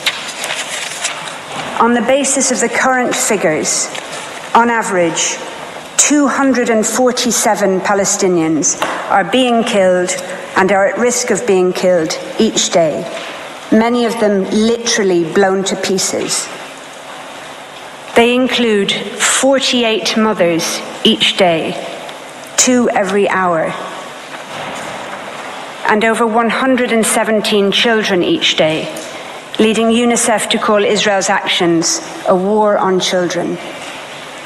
On current rates which show no sign of abating, each day, over 3 medics, 2 teachers, more than 1 United Nations employee, and more than 1 journalist will be killed, many while at work or in what appear to be targeted attacks on their family homes or where they are sheltering.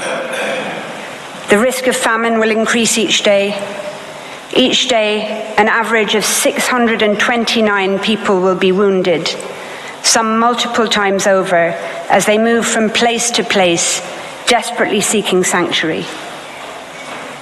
Each day, Over 10 Palestinian children will have one or both legs amputated, many without anesthetic. Each day, on current rates, an average of 3,900 Palestinian homes will be damaged or destroyed. More mass graves will be dug. More cemeteries will be bulldozed and bombed and corpses violently exhumed, denying even the dead any dignity or peace. Each day, ambulances, hospitals, and medics will continue to be attacked and killed.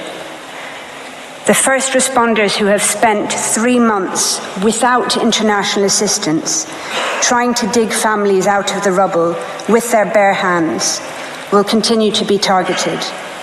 On current figures, one will be killed almost every second day, sometimes in attacks launched against those attending the scene to rescue the wounded. Each day, yet more desperate people will be forced to relocate from where they are sheltering, or will be bombed in places where they have been told to evacuate to. Entire multi-generational families will be obliterated, and yet more Palestinian children will become WCNSF, Wounded Child, No Surviving Family, the terrible new acronym born out of Israel's genocidal assault on the Palestinian population in Gaza. There is an urgent need for provisional measures to prevent imminent, irreparable prejudice to the rights in issue in this case. There could not be a clearer or more compelling case. In the words of the Commissioner General of the United Nations Relief and Works Agency, there must be an end to the decimation of Gaza and of its people. Turning to the court's case law, as the court has recently reaffirmed, and I quote, "The condition of urgency is met when acts susceptible of causing irreparable prejudice can occur at any moment before the court makes a final decision on the case," end quote. That is precisely the situation here. Any of those matters to which I have referred can and are occurring at any moment.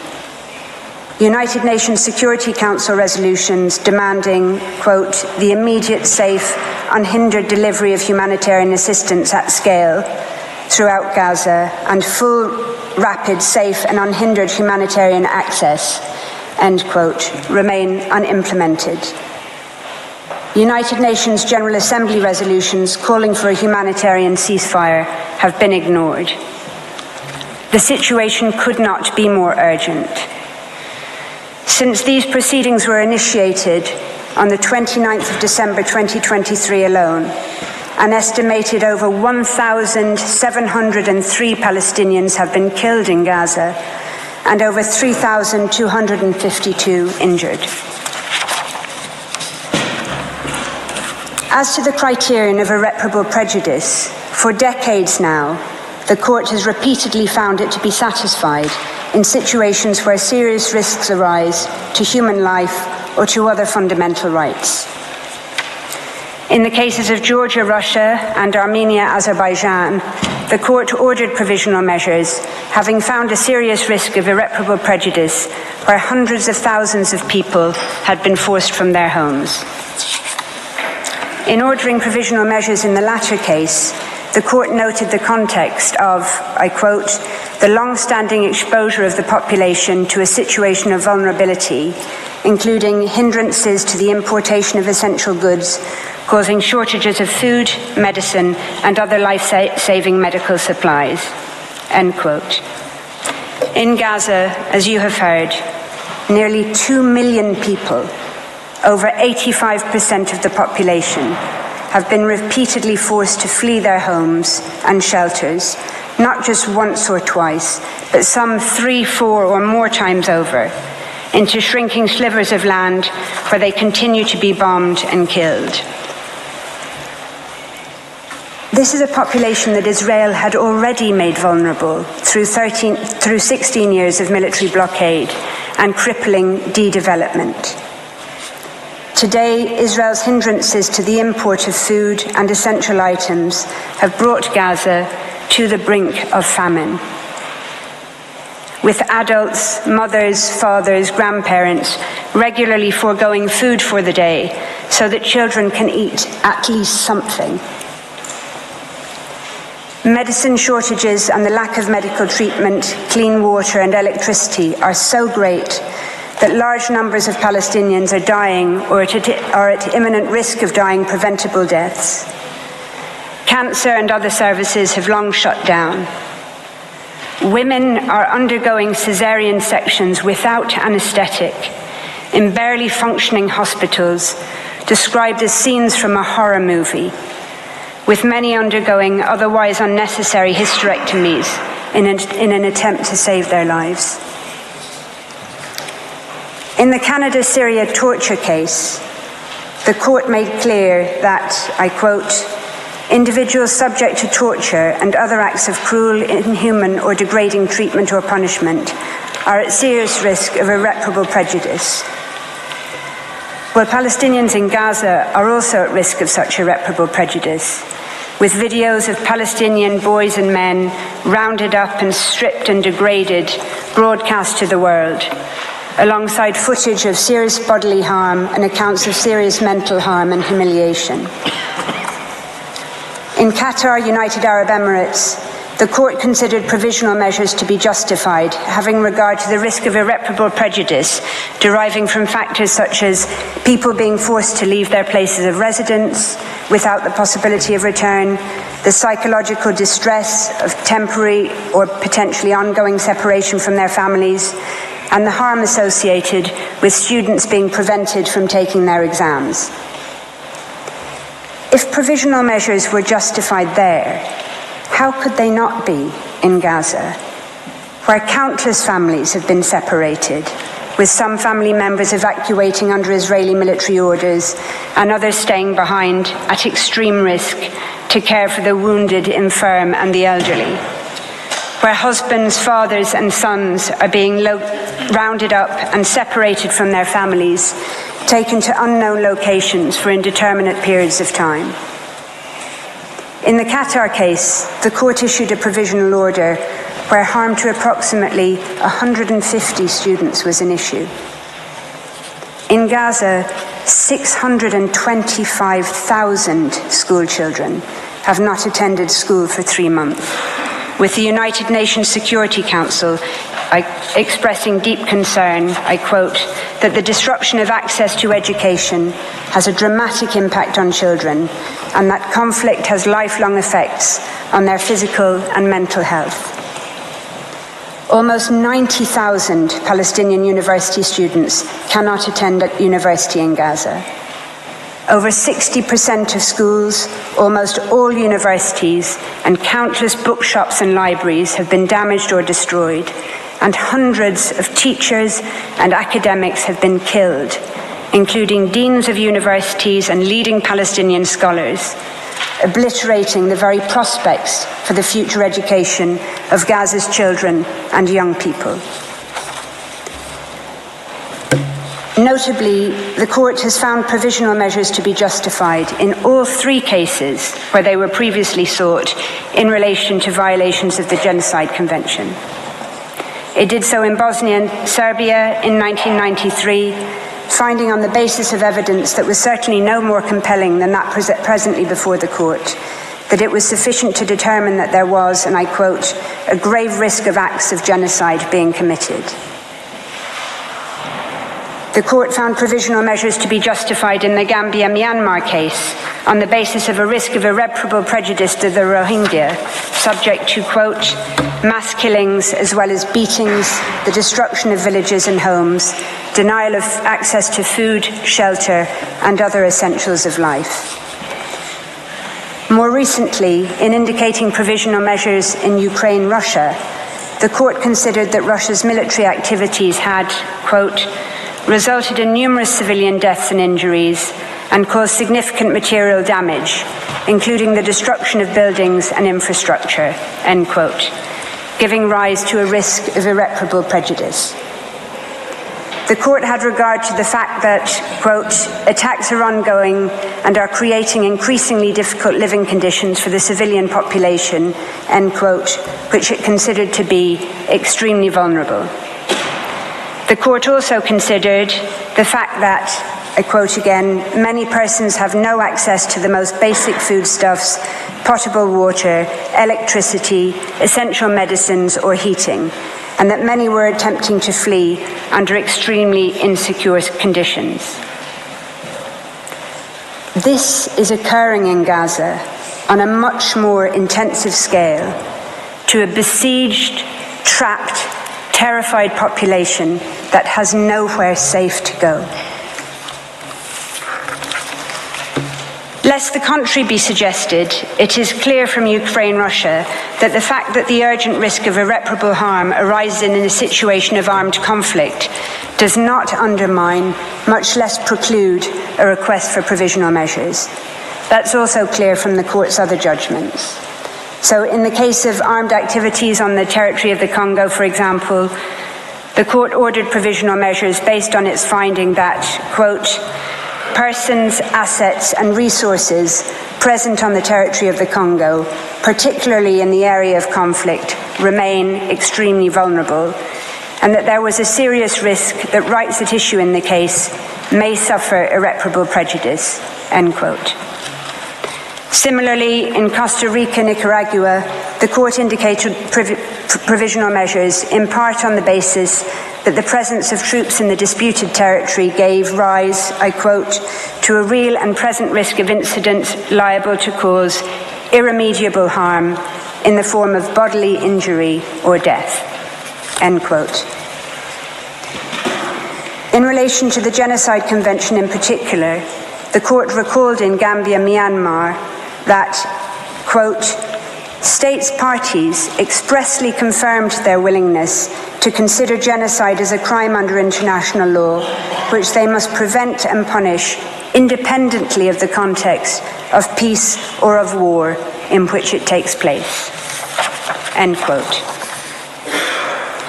More recently, in the case of Guyana, Venezuela, the court considered that the serious risk of Venezuela, quote, acquiring and exercising control and administration of the territory in dispute, end quote, gave rise to a risk of irreparable prejudice to the rights asserted in the case. Similar factors are an issue here, having regard to the territorial ambitions and settlement plans for Gaza being raised by members of the Israeli government, and the relationship of those factors to the very survival of Palestinians in Gaza as such. Similarly, any scaling up by Israel of access of humanitarian relief to Gaza in response to these proceedings or otherwise would be no answer to South Africa's request for provisional measures. In the case of Iran, United States, the court found a risk of irreparable harm from the exposure of individuals to danger to health and life caused by restrictions placed on medicines and medical devices, foodstuffs, and other goods required for humanitarian needs. That was notwithstanding the assurances offered by the United States for it to expedite the consideration of humanitarian issues, and notwithstanding the fact that essentials were in any event exempt from the United States sanctions. The court considered that the assurances were, I quote, not adequate to address fully the humanitarian and safety concerns raised, and that there remained a risk that measures adopted by the United States may entail irreparable consequences.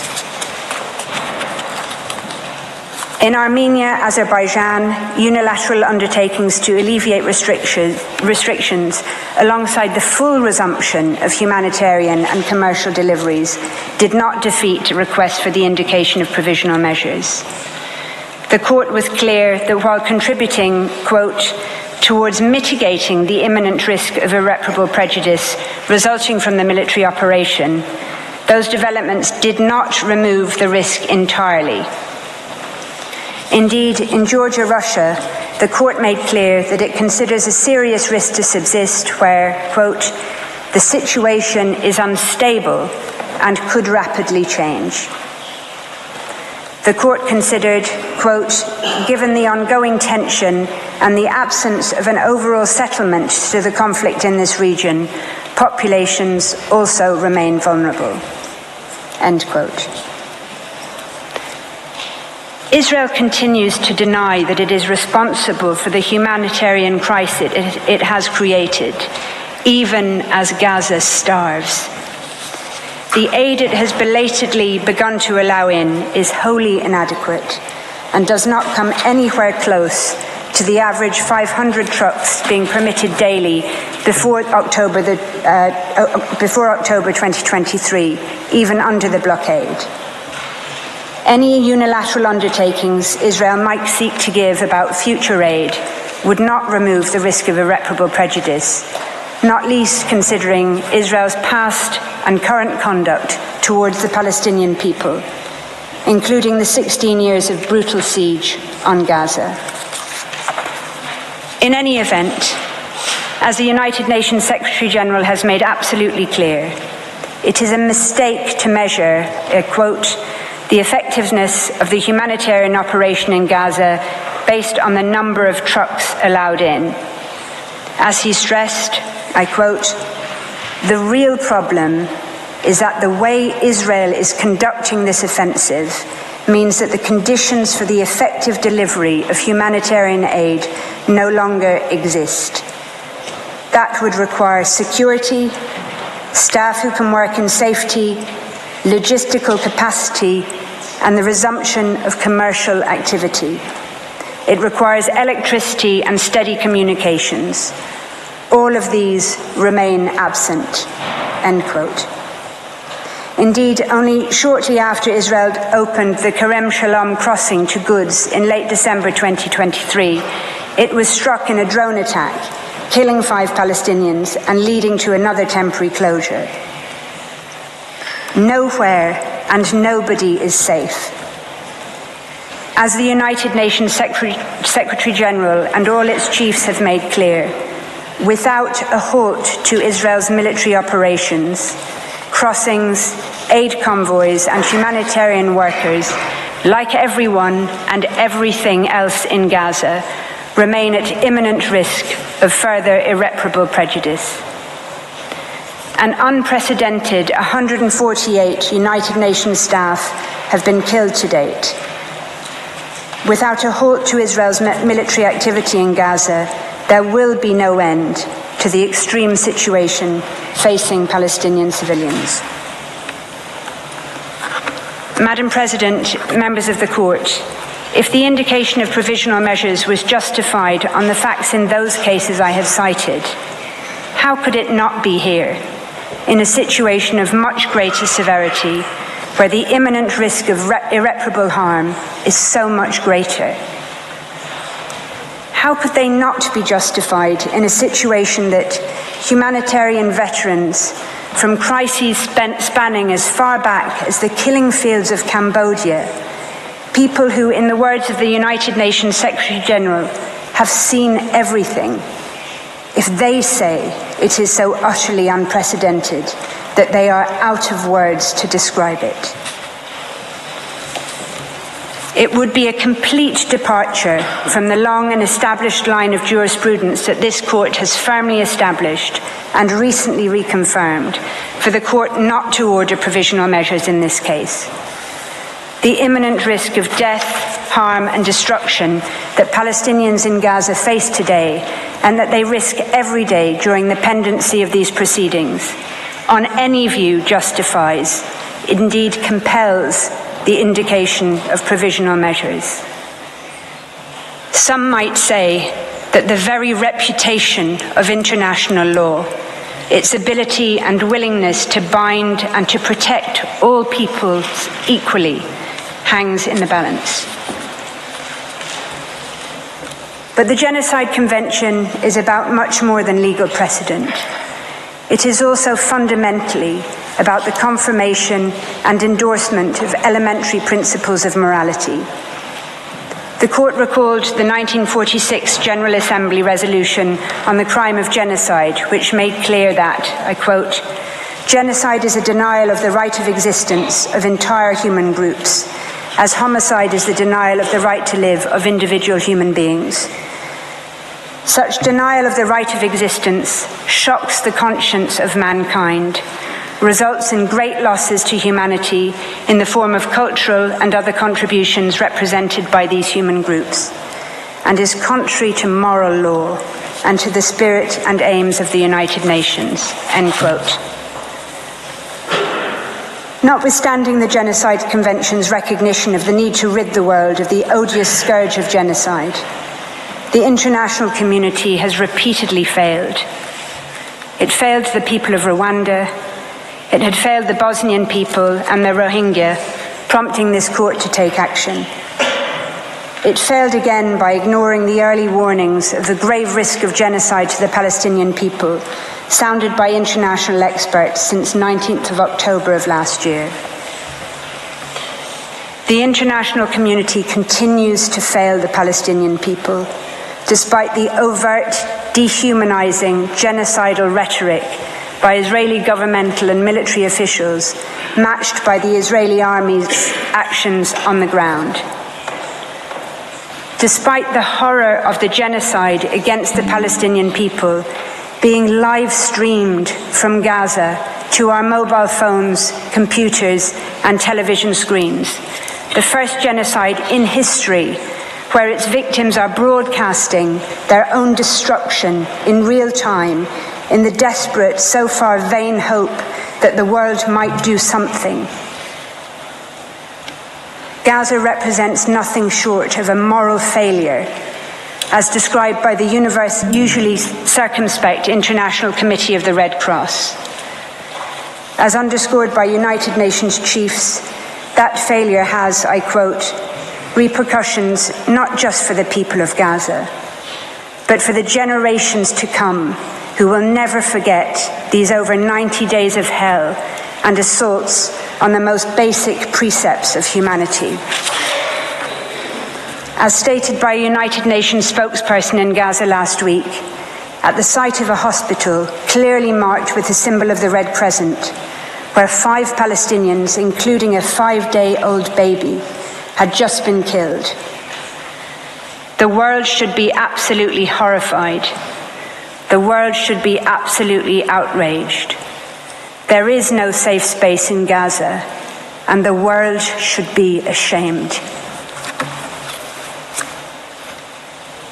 Madam President, members of the court, in conclusion, I share with you 2 photographs. The first is of a whiteboard at a hospital in northern Gaza, one of the many Palestinian hospitals targeted, besieged, and bombed by Israel over the course of the past 3 brutal months. The whiteboard is wiped clean of no longer possible surgical cases, leaving only a handwritten message by a Médecins Sans Frontières doctor, which reads, "We did what we could. Remember us." The second photograph is of the same whiteboard after an Israeli strike on the hospital on the 21st of November that killed the author of the message, Dr. Mahmoud Abu Nujayla, along with 2 of his colleagues. Just over a month later, in a powerful sermon delivered from a church in Bethlehem on Christmas Day, the same day Israel had killed 250 Palestinians, including at least 86 people, many from the same family, massacred in a single strike on Maghazi refugee camp. Palestinian pastor Munzar Ishaq addressed his congregation and the world, and he said, and I quote, "Gaza as we know it no longer exists. This is an annihilation. This is a genocide. We will rise.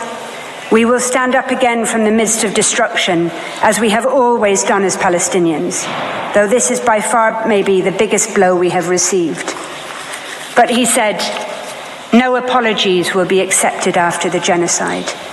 What has been done has been done. I want you to look in the mirror and ask, where was I? when Gaza was going through a genocide. South Africa is here before this court in the Peace Palace. It has done what it could. It is doing what it can by initiating these proceedings, by seeking interim measures against itself as well as against Israel. South Africa now respectfully and humbly calls on this honourable court to do what is in its power to do, to indicate the provisional measures that are so urgently required to prevent further irreparable harm to the Palestinian people in Gaza, whose hopes, including for their very survival, are now vested in this court. Madam President, members of the court, I should like to thank you for your kind attention. I ask that you call Professor Lowe, KC, to the podium now to describe the provisional measures sought by South Africa on behalf of the Palestinian people. I thank Ms. Negralik, and I now invite Professor Von Lowe to address the court. You have the floor, Professor.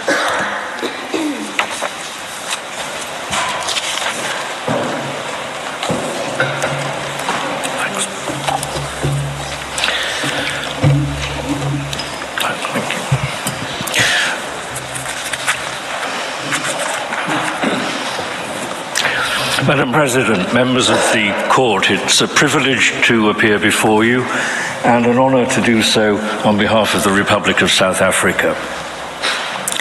This case is brought under Article 9 of the Genocide Convention, which entitles any contracting party to the convention to submit to the court disputes relating to the interpretation, application, or fulfilment of the convention. The court does not at this stage have to determine whether or not Israel has or has not acted contrary to its obligations under the Genocide Convention. That can only be done at the merits stage. It's concerned now only with the question of what provisional measures are required pending the court's final decision on the merits. The court's jurisprudence points to 5 requirements for the ordering of provisional measures. The first is that there should be prima facie jurisdiction, and that was addressed by Professor Donoghue. The second is that there should be a link between the measures requested and the rights underlying the main claim. This requirement is plainly satisfied. The measures request an order that Israel does not violate the very rights secured by the Genocide Convention as set out in South Africa's application. The third is the plausibility of the rights that are claimed. Professor du Plessis explained that this is clearly satisfied. The rights claimed are the very core of the convention, notably the right not to be killed or seriously harmed, and the right of the group not to be physically destroyed. Fourth and fifth, there must be a risk of irreparable prejudice capable of arising prior to the final determination of the dispute, and there must be urgency. Ms. Negralik addressed those points. Israel has, for over 3 months, been mounting a continuous siege and bombardment of Gaza of a ferocity and duration that can only be seen as an attempt to destroy Gaza and its citizens.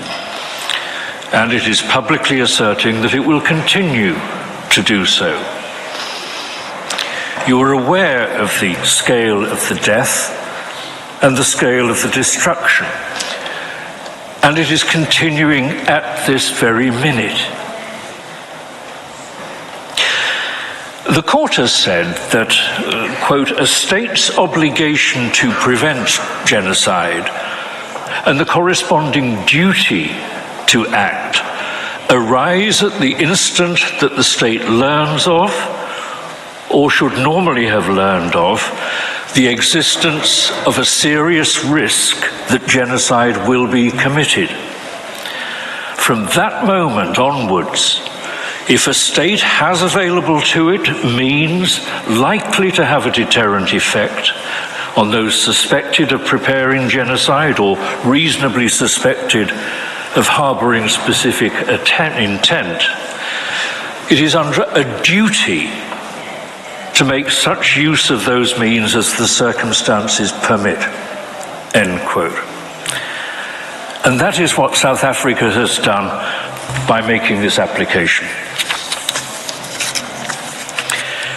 In cases such as La Grande, Avena, Jadav, this court has exercised its power to order provisional measures, having regard to the impact not only of provisional measures on the state's parties to a case, but also to the impact on the individuals directly affected and their rights.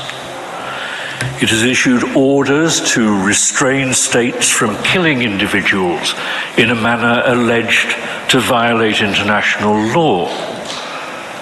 And that is what South Africa is requesting after more than 23,000 individuals have already been killed in the siege and bombardment of Gaza, the overwhelming majority of them innocent men, women, and children. The court also issues orders to safeguard the integrity of its proceedings and the efficacy of its final ruling. In the Bosnia genocide case, for example, you ordered that the parties, quote, not take any action and ensure that no action is taken which may aggravate or extend the existing dispute over the prevention or punishment of the crime of genocide, or render it more difficult of solution, end quote. Without such non-aggravation orders, there is a real risk that a respondent will rush to complete its unlawful conduct before the court's final ruling, thus rendering the ruling and the court an irrelevance. Well, South Africa has kept its application in this case within the scope of the convention. First, some will ask why South Africa does not seek any court order against Hamas. This case concerns Israel's actions in Gaza, which is territory that 3 weeks ago in Resolution 2720, the UN Security Council stressed is, quote, an integral part of the territory occupied in 1967, end quote, by Israel. As the court will understand, Hamas is not a state and cannot be a party to the Genocide Convention and cannot be a party to these proceedings.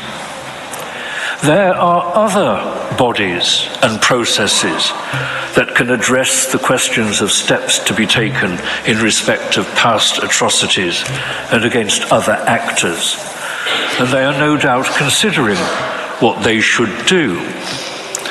But as a matter of law, under the Convention, South Africa cannot request an order from this court against Hamas. Secondly, South Africa understands that not all violence constitutes genocide. Acts of ethnic cleansing, collective punishment, the targeting of civilians, attacks on hospitals and other war crimes are all unlawful. But they do not always violate the Genocide Convention. Genocide requires an intent to destroy, in whole or in part, a national, ethnical, racial, or religious group.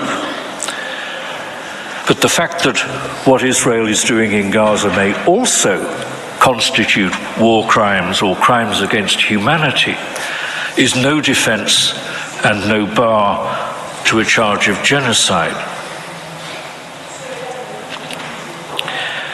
South Africa has set out its request for relief in paragraph 111 of its application and its request for provisional measures in paragraph 144. The reasoning behind the requests is pragmatic. The first two paragraphs of the provisional measures request call for the suspension of Israel's military operations in and against Gaza. Israel's continuing operation in Gaza since the 7th of October attack is the focus of this case. Minister Lamola has recalled the fact that South Africa has condemned the 7th of October attack. Israel says that Palestine and Palestinians are not its target and that its aim is to destroy Hamas. But months of continuous bombing, flattening entire residential blocks, and cutting off food and water and electricity and communications to an entire population cannot credibly be argued to be a manhunt for members of Hamas. It is an indiscriminate attack, killing, maiming, and terrorizing the entire population of Gaza with no regard to questions of innocence or guilt, obliterating the homes and cities in which they live, and destroying any practical possibility of their return to make their homes amidst the rubble. Israel's actions both attack Palestinians in Gaza directly and also prevents humanitarian relief reaching them. Palestinians face death from continuing bombardments and shootings, and death from starvation and disease, which is even more indiscriminate, but usually slower. In recent days, the United States has said again that far too many civilians are being killed.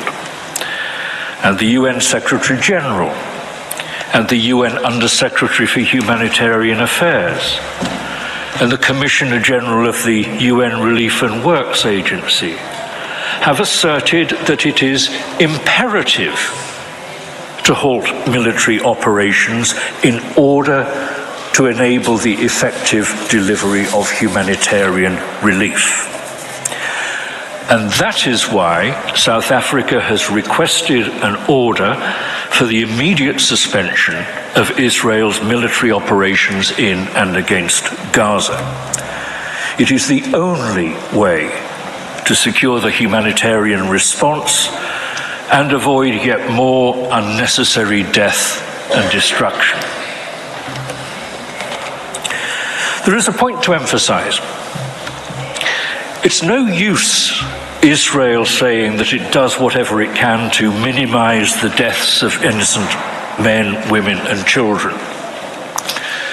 The use of 2,000-pound bunker-busting bombs and dumb bombs in residential areas and the relentless bombardment of Gaza and even of so-called safe areas to which Palestinians have been directed by Israel tell another story. But that is not the only point. It's not just a question of scale and of indiscriminate killing. It's also a question of intention. If any military operation, no matter how carefully it's carried out, is carried out pursuant to an intention to destroy a people in whole or in part, it violates the Genocide Convention, and it must stop. And that is why all military operations capable of violating the Genocide Convention must cease. The third request is for an order that both Israel and South Africa, in accordance with their obligations under the Genocide Convention in relation to the Palestinian people, take all reasonable measures to prevent genocide. The fourth and fifth measures then spell out these general obligations in terms of the specific instances of offences listed in Articles 1, 2 and 3 of the Convention. The sixth requested measure addresses the fact that, aside from its own acts, the government of Israel is legally bound to prevent and punish others who engage in or incite or actively support conduct that violates the Genocide Convention. Until the reported intervention of the Attorney General 36 hours ago, Israeli authorities appear to have done practically nothing to stop the flow of genocidal rhetoric, including statements emanating from the ranks of public officials. Indeed, the toleration, even normalization of such incitement has become a matter of concern within Israel itself. And that is why this measure is sought. This case is important. Lives are at stake. Israel's credibility and reputation are at stake. Yet evidence that could determine whether or not particular acts violate the Genocide Convention is being lost or destroyed, while fact-finders and foreign journalists are unable to report freely from Gaza. Hence the seventh request, which is for an order directing the preservation of evidence. And finally, South Africa asks that the court require specific reports from Israel on what it is doing to implement the order. General assurances are not enough. Reports published via the court are an essential element of accountability. I should address the question of self-defense.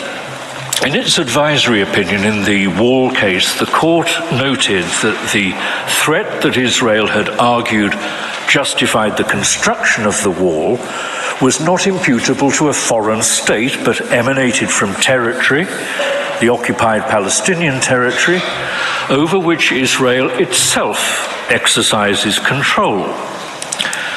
For those reasons, the court decided, as a matter of international law, the right of self-defense under Article 51 of the Charter, the UN Charter, had no relevance in such circumstances.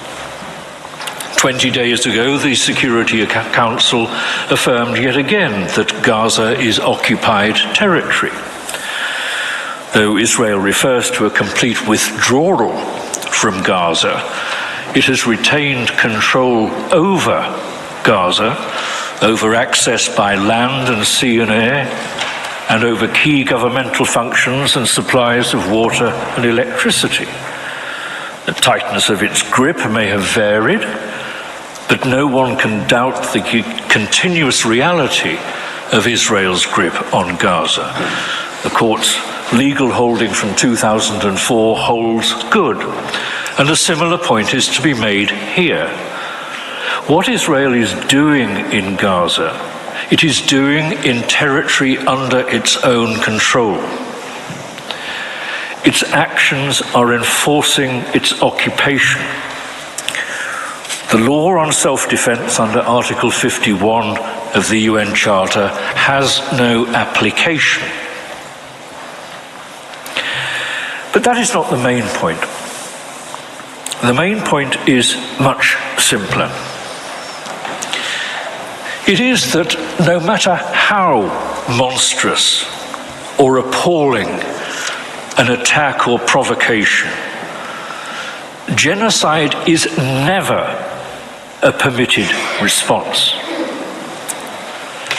Every use of force, whether used in self-defense or in enforcing an occupation or in policing operations or otherwise, must stay within the limits set by international law, including the explicit duty in Article 1 of the Convention to prevent genocide. South Africa believes that the publicly available evidence of the scale of the destruction resulting from the bombardment of Gaza and the deliberate restriction of food, water, medicines, and electricity available to the population of Gaza demonstrates that the government of Israel, not Jewish people or Israeli citizens, the government of Israel and its military is intent on destroying the Palestinians in Gaza as a group and is doing nothing to prevent or punish the actions of others who support that aim. And I repeat, the point is not simply that Israel is acting disproportionately. The point is that the prohibition on genocide is an absolute, a peremptory rule of law. Nothing can ever justify genocide. No matter what some individuals within the group of Palestinians in Gaza may have done, and no matter how great the threat to Israeli citizens might be, genocidal attacks on the whole of Gaza and the whole of its population with the intent of destroying them cannot be justified. And no exception can be made in a provisional measures order to allow a state to engage in actions that are capable of violating its obligations under the Genocide Convention. It is unthinkable that a court would ever do such a thing. That is the simple point in this case. Genocide can never be justified in any circumstances. Israel's actions will be examined closely and methodically at the merit stage, when the court will want to hear what Israel has to say in its defense. What matters now is that the evidence indicates that Israel's actions have violated its obligations under the Genocide Convention, that they continue to violate them, and that Israel has asserted that it intends to continue them. Israel may say that it will comply with all of its obligations under the Genocide Convention and that orders from the court are not necessary. But in previous cases, the court has held that such unilateral statements do not remove the risk of irreparable prejudice or obviate the need for a court order. In this case, one reason for doubting the efficacy of any such unilateral undertaking is Israel's apparent inability to see that it has done anything wrong in grinding Gaza and its people into the dust. Another reason is that a departure from or reinterpretation of any unilateral undertaking by Israel may lead to consequences so appalling that the risk simply cannot be taken. But there is a third reason. As was noted during the submissions to this court in the case concerning the reservations to the Genocide Convention in 1951, quote, "The obligation to submit disputes concerning the interpretation or execution of the Convention to the International Court of Justice was regarded as one of the prime guarantees of the due fulfillment of the basic obligation to prevent and punish the crime of genocide," end quote. The role of the court, which unusually extends not only to the interpretation and application of the convention, but also to its fulfillment, is pivotal. In addition to their substantive obligations under the convention, it is vitally important that states respect the court and their procedural obligations. This is not a moment for the court to sit back and be silent. It's necessary that it assert its authority and itself order compliance with the obligations under the Genocide Convention.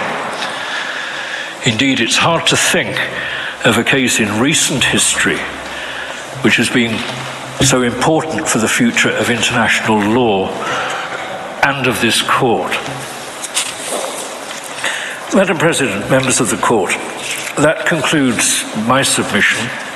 I thank you for your attention, and unless I can help you further, I'd ask that you call on South Africa's agent to read out the request for relief.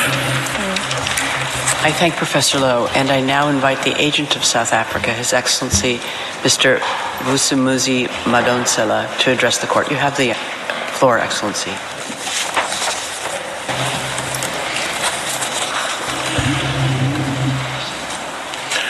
Madam President, it remains my honor to read to Your Excellencies the provisional measures that South Africa requests from the court. You have heard the reasons set out which justify the measures being sought. To sum up, the indication of provisional measures is, we recognize, without prejudice to the merits of the underlying claim.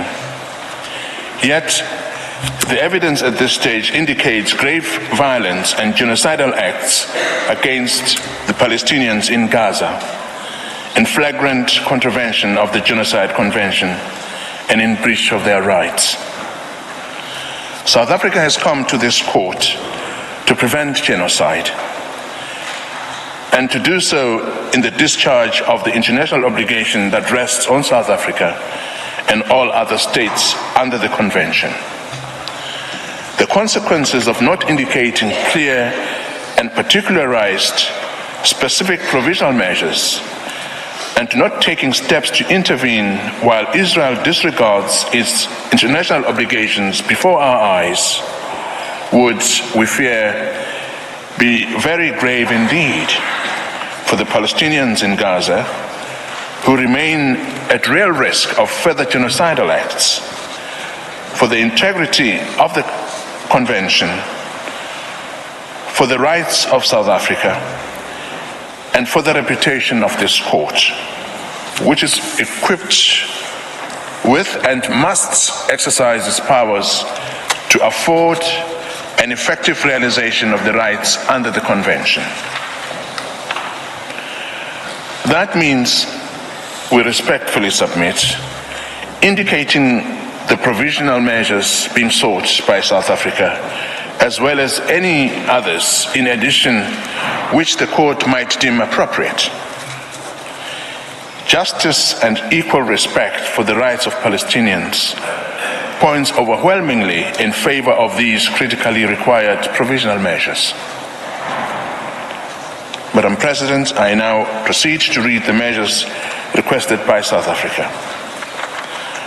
On the basis of the facts set forth above, South Africa, as a state party to the Convention on the Prevention and Punishment of the Crime of Genocide, respectfully requests the courts, as a matter of extreme urgency, pending the court's determination of this case on the merits, to indicate the following provisional measures in relation to the Palestinian people as a group protected by the Genocide Convention.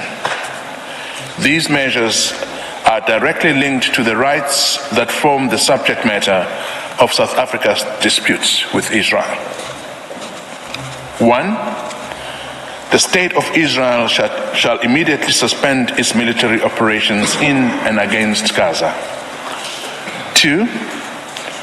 The State of Israel shall ensure that any military or irregular armed units which may be directed, supported, or influenced by it, as well as any organizations and persons which may be subject to its control, direction, or influence, take no steps in furtherance of the military operations referred to in point 1 above. 3. The Republic of South Africa and the State of Israel shall each, in accordance with their obligations under the Convention on the Prevention and Punishment of the Crime of Genocide, in relation to the Palestinian people, take all reasonable measures within their power to prevent genocide. 4. The State of Israel shall, in accordance with its obligations under the Convention on the Prevention and Punishment of the Crime of Genocide, in relation to the Palestinian people as a group protected by the Convention on the Prevention and Punishment of the Crime of Genocide, desists from the commission of any and all acts within the scope of Article 2 of the Convention. In particular, A, killing members of the group, B, causing serious bodily or mental harm to the members of the group, C, deliberately inflicting on the group conditions of life calculated to bring about its physical destruction in whole or in part, and D, imposing measures intended to prevent births within the group. 5. The State of Israel shall, pursuant to point 4, paragraph C above, in relation to Palestinians, desist from and take all measures within its power, including the rescinding of relevant orders, of restrictions and or prohibitions to prevent A, the expulsion and forced displacement from their homes, B, the deprivation of access to adequate food and water, access to humanitarian assistance, including access to adequate fuel, shelter, clothes, hygiene and sanitation, the medical supplies and assistance, and C, the destruction of Palestinian life in Gaza. Number 6, the State of Israel shall, in relation to Palestinians, ensure that its military, as well as any irregular armed units or individuals which may be directed, supported, or otherwise influenced by it, and any organizations and persons which may be subject to its control, direction, or influence, do not commit any acts described in 4 and 5 above, or engage in direct and public incitement to commit genocide, conspiracy to commit genocide, attempt to commit genocide, or complicity in genocide, and insofar as they do engage therein, that steps are taken towards their punishment pursuant to Articles 1, 2, 3, and 4 of the Convention on the Prevention and Punishment of the Crime of Genocide. Number 7, the State of Israel shall take effective measures to prevent the destruction and ensure the preservation of evidence related to allegations of acts within the scope of Article 2 of the Convention on the Prevention and Punishment of the Crime of Genocide. To that end, the State of Israel shall not act to deny or otherwise restrict access by fact-finding missions, international mandates, and other bodies to Gaza to assist in ensuring the preservation and retention of said evidence.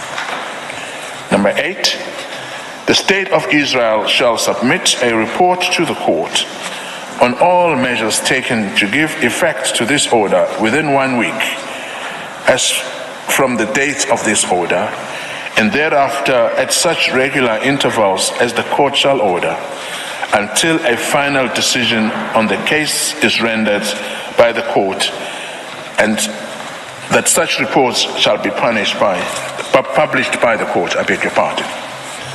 Number 9, the State of Israel shall refrain from any action and shall ensure that no action is taken which might aggravate or extend the dispute before the court or make it more difficult to resolve. Thank you, Madam President and distinguished members of the court. That concludes South Africa's address. Thank you. I thank the agent of South Africa, whose statement brings to an end the single round of oral argument of South Africa, as well as this morning's sitting. The court will meet again tomorrow, 12 January 2024 at 10 a.m. to hear the single round oral argument of Israel. The sitting is adjourned.